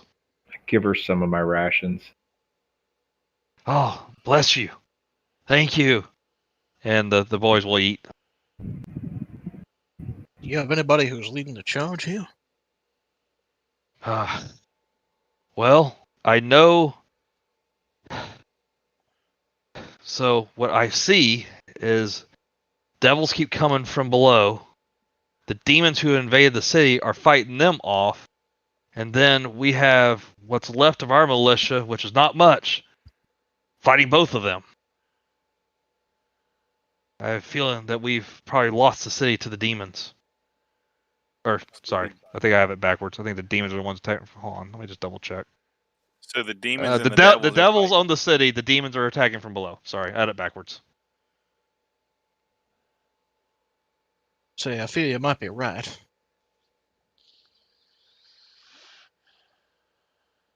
We'll need to find some way to get everybody gotta get into out a of here. better position. Yeah, these lightning strikes, they feel unnatural, and the ground's shaking. We gotta get out of the city. We gotta get out and go find shelter somewhere. And I will just go to the nearest building and see if the door's unlocked. Give me a D20. Just And- straight up. And this Where were you and your boys headed again? this map. determines if you're in Saving Private Ryan and just knock down the building with all the Nazis on the other side of the door. So this building is open. As soon as you open the door, the back side of the building is missing. It's literally half of a building. Huh. It's like a Looney Tunes. I'll just shut the door and go, oh, we're not going in there. Over to World War II Berlin. Arlo, Gotta can you go. take us back to your tavern?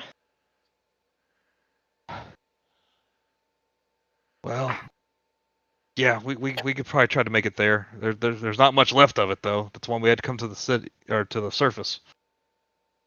Where were you headed to with your boys? Just searching for food. Well, you said the other side of the city is faring better. Why don't we go that way instead of staying here on the bad side? Well, So hold people on. hiding I on leave the- these I people here. I do not have the strength to make it to the other side alone. You know, that if I could join you, or if y'all would aid us getting across, I'd be more than happy to go that way. How many are with you in this monk? It's just me and my boys. What about There's no folks in one the else? tavern? The There's tavern. no one else, and that tavern was demolished. They were living in the basement. It was just them. Oh, okay. So it's not like these guys are a coalition of survivors. It's just No. them. Yeah, it's Okay. just them. Okay. In that case, guess we got to find someone who knows something more around here.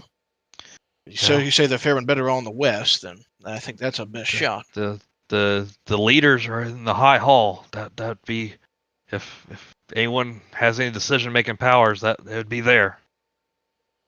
Is that on the Well- west side? That's on the west side. We have to go through Torm's Blade to get there. Would you be Or willing to direct we us? could go through Torm's Reach. And she'll point towards the west. We go west till there's nothing, and then we go north to the bridge.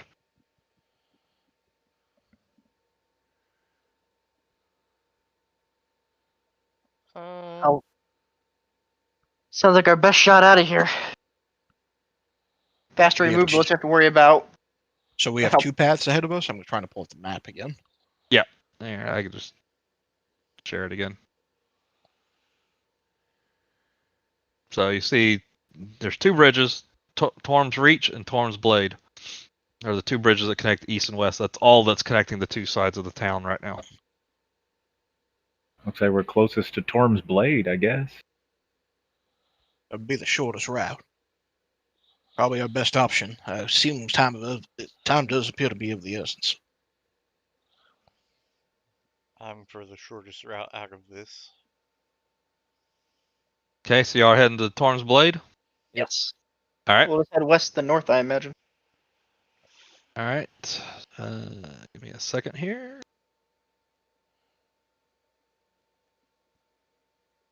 All right, y'all make it to Torm's Blade without incident, without encountering anything else. So this is what you see as you approach. There's a rift in the earth that divides Eltrail into two sections. A bridgeway 20 feet wide and more than 100 feet long spans the chasm. Holy runes etched into the stonework of the bridge indicate that the structure has been consecrated in the name of Torm, god of courage and self-sacrifice.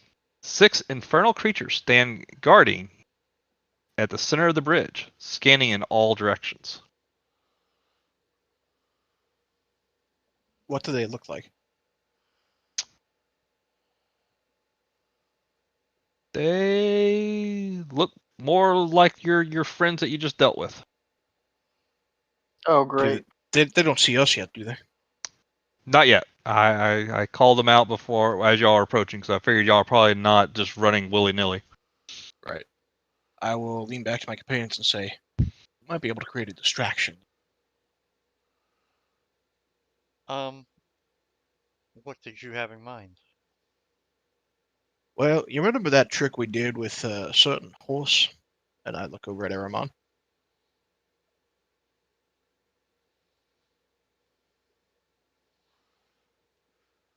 Okay.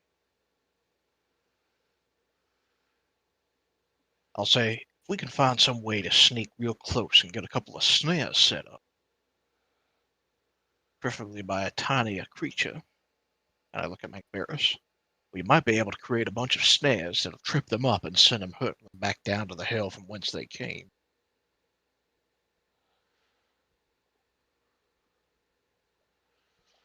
I like the idea, but you think you could get close enough to do that? What if we can if we lead them south of the ridge, where we are now? While you're doing that, Samara, give me a perception check. Sure.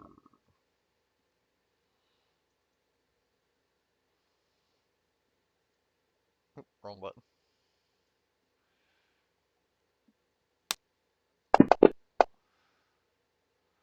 Well, I roll shit. It's still just enough that you see one of the runes on the bridge, kind of glowing. Uh. Okay. I'm going to mention that to not hugely familiar with Torm, but you already kind of told us that that's the bridge was consecrated by. Mhm. I'm going to say to Percy, would that do anything? Okay, I look at the rune. Does that stand out to me in any meaningful way? You can either do an Arcana, History, or Religion check. Let's go with religion.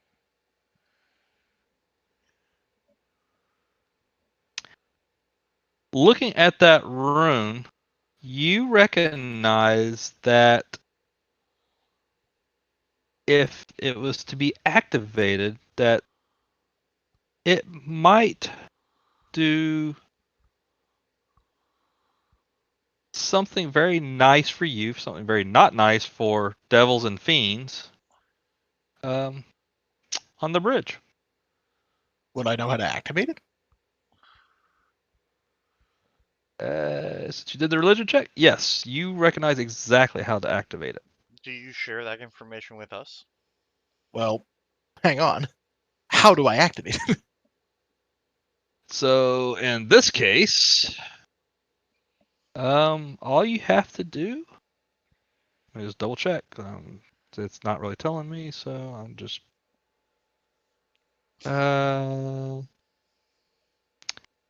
You recognize that if you speak the proper prayer to Torm, that should be enough to activate it. How close do I have to be? Like, would I have to be right on top of the rune, right on top of the bridge? You have to be within 15 feet. Okay, So so you we'd could have to find our way potentially. there. Well, no, because they're on the bridge. We have to be 15 feet of the bridge. You have to be 15 feet away from the runes, which are at the edge of the bridge. Is it on the edge we're on, or is it on the opposite edge? There's runes on both sides. Okay. I'm still curious if you share that with us. Yeah, I would share that. And Well, assuming that what about our pint-sized pachyderm flying friend here? I was thinking more for Rhea. Oh, fair enough. So you're going to teach Rhea the prayer to Torm? I would ask her if she knew it. If there's a specific utterance or a specific prayer you have to utter, then I don't know. Maybe as a Hell Rider, she's a cleric of Torm. I don't know. Oh, yeah, that's a good question. Let me just double check her background. Give me 1 second. Hell Rider. I didn't think about that, and her background's way back on chapter 1, so y'all skipped it. I just thought we could have the little elephant flying real low and come up and say the prayer right next to the thing. Let's see. She is. Oh, you know what? She is a faithful follower of Torm, so she knows exactly how to activate it. So she kind of looks over. She goes, "Okay, give me a second, and I need to get back to. Yeah, that's what I need.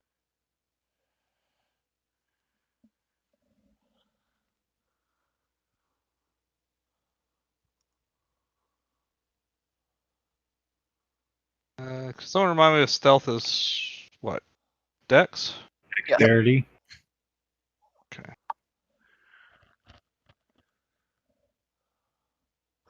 Oh, I thought you rolled a 1. I was like, So she sneaks up there and gets really close. She kneels down, recites a prayer. The runes start to glow, and they glow bigger and bigger, and all of a sudden, shooting out from it is this radiant energy that goes across the bridge, and it does 22 points of damage to each one of these, which I think it kills all of them, if I'm not mistaken. I'm gonna have some fun with it anyway. well, considering it's probably radiant, more than likely. So the Spine Devils are definitely dead.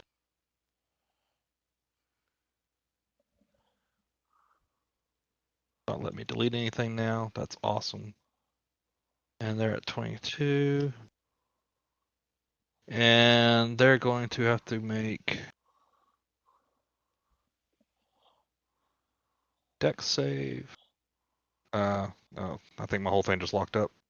Let me give it a second.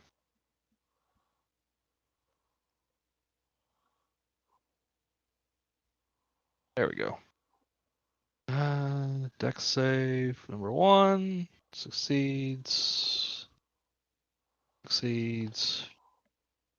Fails. So as you see, one of the bearded devils stumbles backwards, and right at that moment, an earthquake comes in and starts shaking the bridge, and he goes falling off the bridge to his death down the river Styx.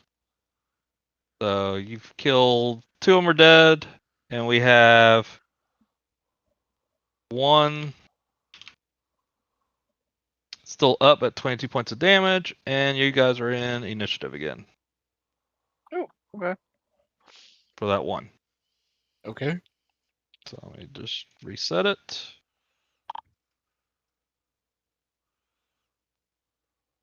I don't know why it's not letting me get rid of these. There it goes. All right, now it's working. Well, all the Spine Devils died to the radiant damage.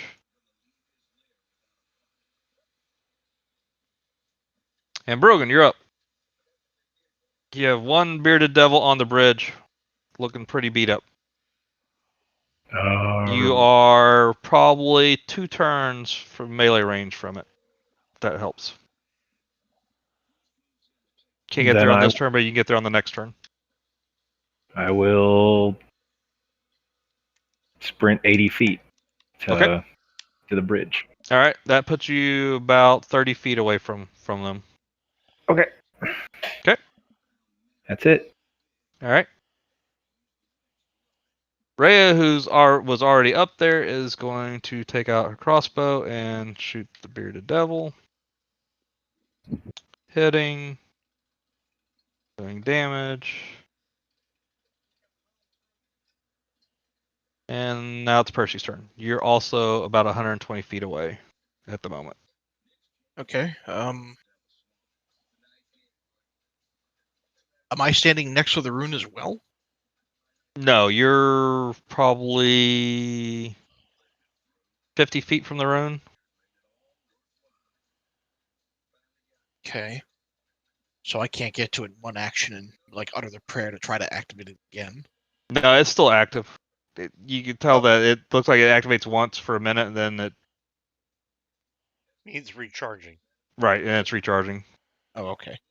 How far am I away? You said 120 feet, right? Yep. I will just dash as close to it as I can. Okay. You will be able to get melee range on your next turn. Okay. McVeris. What is my movement? You're 3? also 120 feet away from. Just so I don't have to keep repeating. Everyone's 120 feet away currently. So. I'm on dash action 60. Okay, that leaves you 60 feet to get in melee range next. Holy Rune's already gone, so Samariel. Just looking at one thing real quick.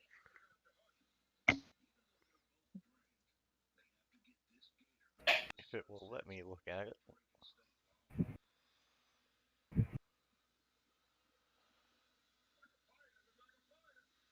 All right, I will dash as well. Oh, To okay. get within 60. Okay, sounds good. All Zeke. Sure. I'll match Sumerial. Okay. Then the bearded devil will move across the bridge and get within 10 feet of Mr. Brogan. So go ahead and do what you're going to do. Hey, that's me.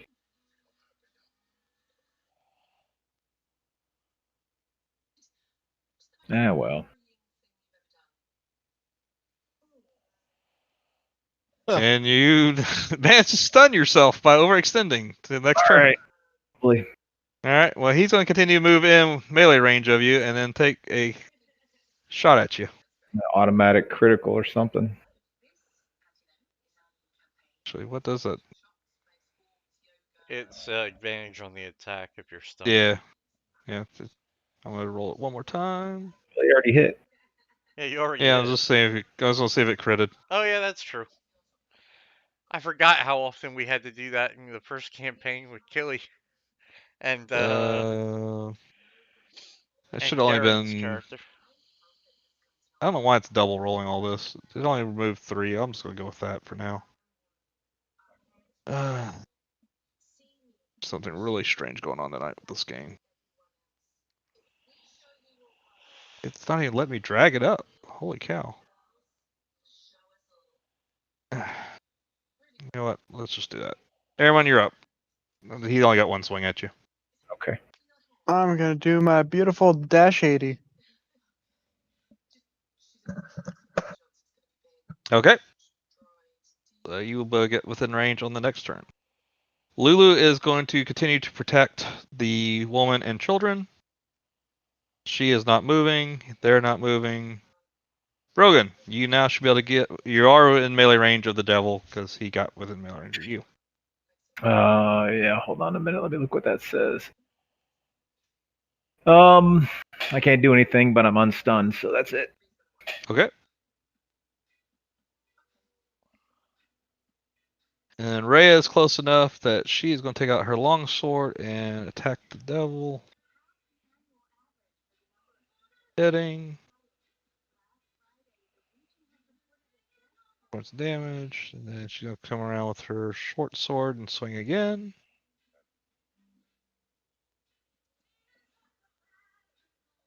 That's a crit, so hopefully this will still work.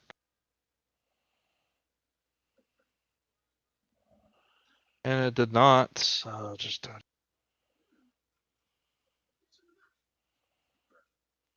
alright. He's still up. Percy.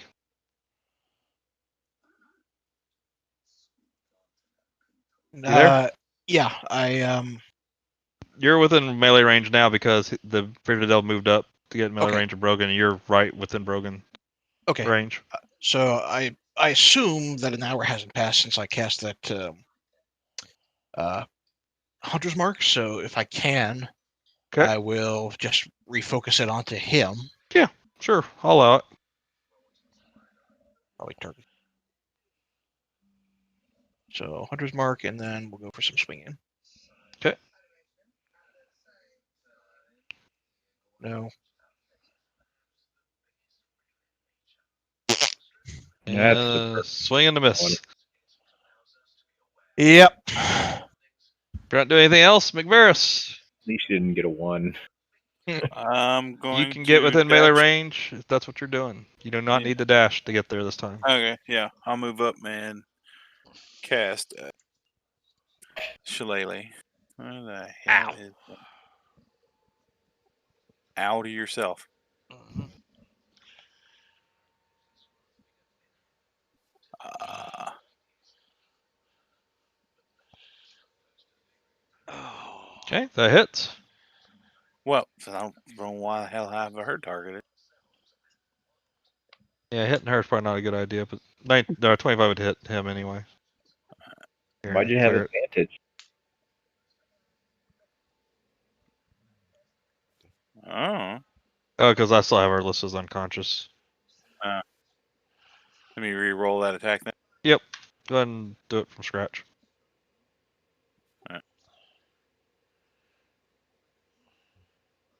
That still hits. Alright, now roll your damage. 6 points of damage. He is not looking too good, but he's still up. Is it? Holy runes can't recharge yet. Smariel. Yeah. Where the hell are you?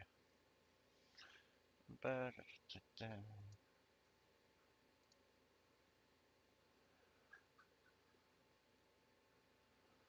Succeeded. All right. Well, No that's damage from Toll the Dead on that one. Anything all else? I'm doing. Alright. Zeke.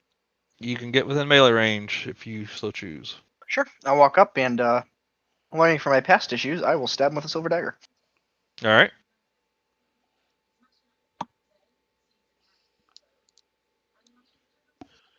That hits. And that's 7 points of damage. Now he's looking really bloody now. Zip. Alright. Not wanting to allow Brogan to get the better of him, he is going to take 2 swings at Brogan. Why is it double rolling? I don't know. I just don't understand. Missed. And miss. You got lucky that crit. Did it roll Airman. a natural 20 to hit? It did. But it's not, it's doing it as a separate roll from my roll on the Oh, target. that's So weird. yeah, like I said, it's just double rolling. I don't know what's doing it for. But yeah, it rolled a crit. Hmm. But I'm not gonna count it because I don't think that's fair. Airman, you're up. I'm going to go and give this bearded devil a bite, and I will have advantage because of pack tactics. Yep, everyone's in range of melee, so you most definitely have advantage.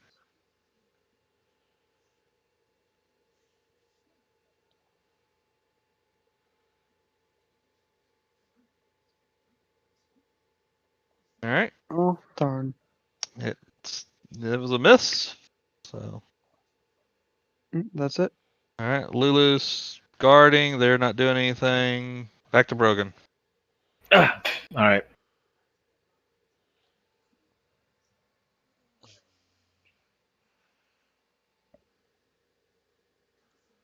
17 hits. Do you have me targeting him? Because I.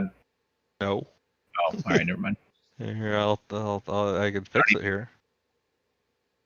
There's You can 8 control points. click in the combat tracker to target him. Yeah. Oh, that's right. Combat tracker. I was trying to go for the. All right. Well, that's enough damage that he's dead. Oh. All right, you're out of combat. Yay. All right, and because I'm having some technical difficulties on my side, I think we'll end it there. You guys are on the bridge. You are fighting your way through devils, trying to get to High Hall to find out what's going on. Okay. Alrighty. I will end with a additional note. If anyone gets knocked off of El Terrell, you will fall to the river Styx and die. It is 90 points of damage, and the river flows super fast that you cannot recover the body. So So reroll character. So that is whatever you my do, don't fall off. yes, and it's not anything I wrote. This is something that's actually in the game. So Question. from this point on, you will have encounters that have potential instant death Question. traps. Yes. So I still maintain that you can use Misty Step much like Nightcrawler's Blink or Blink in World of Warcraft. So even question. though the river is very fast, if I Misty Step and actually land in the river only from a 5-foot drop from the river, do I survive? Well, Now, I know that that's an iffy question no, regarding no, it no, is no, the no. river I kind of I Styx like the I'm question, referring to. but Well, if you read the actual comic universe on Nightcrawler's ability, it doesn't negate velocity or momentum. It just so he would still splat if he I'm teleported closer to the ground because he would still have the same momentum. the thing that we would have to role play and figure out, and if it becomes something we need to talk about, we will. But right now, El Terrell is 500 feet above the river Styx. Man, I knew taking Featherfall was a good idea. well, Bear. Bear, have you ever played a mage in World of Warcraft? Yeah, I know they can do it. I'm just saying, Have- the official handbook of the Marvel Universe well, covered that under Nightcrawler's thing. So I mean, it's no. movies versus. I get that, and my thought was just if I hit it before I hit the ground, I might be okay. Well, I will also add, and this kind of I was going to use this in your backstory, so just keep that in mind. The river Styx wipes memories. I don't care if my memory's wiped when I land in it, just so long as I survive the fall. I'm just letting you know this is verbatim. It's 500 feet into a soul-shattering waters of the river Styx, taking 20d6 bludgeoning damage from the fall. Memory wiping effects of the river described much later. Characters who plunge into the Styx or the battle raging river are likely killed immediately with their bodies beyond recovery. So what happens if we survive? And you better know how know to swim, nothing, or otherwise Jon that's going Snow. to be very ugly quick. I got water walking. So I'm just giving you fair warning. I With all the earthquakes and lightning going there, don't fall off the town. don't piss on the electric fence. We got it. Exactly. So I'm just giving you fair warning because pretty much from this point on, every encounter, every map has instant death stuff to keep in mind. So I'm giving you your fair warning now. Mm-hmm. Zeke and I are walking around town looking for a pack of 7 ghouls. Yeah, right.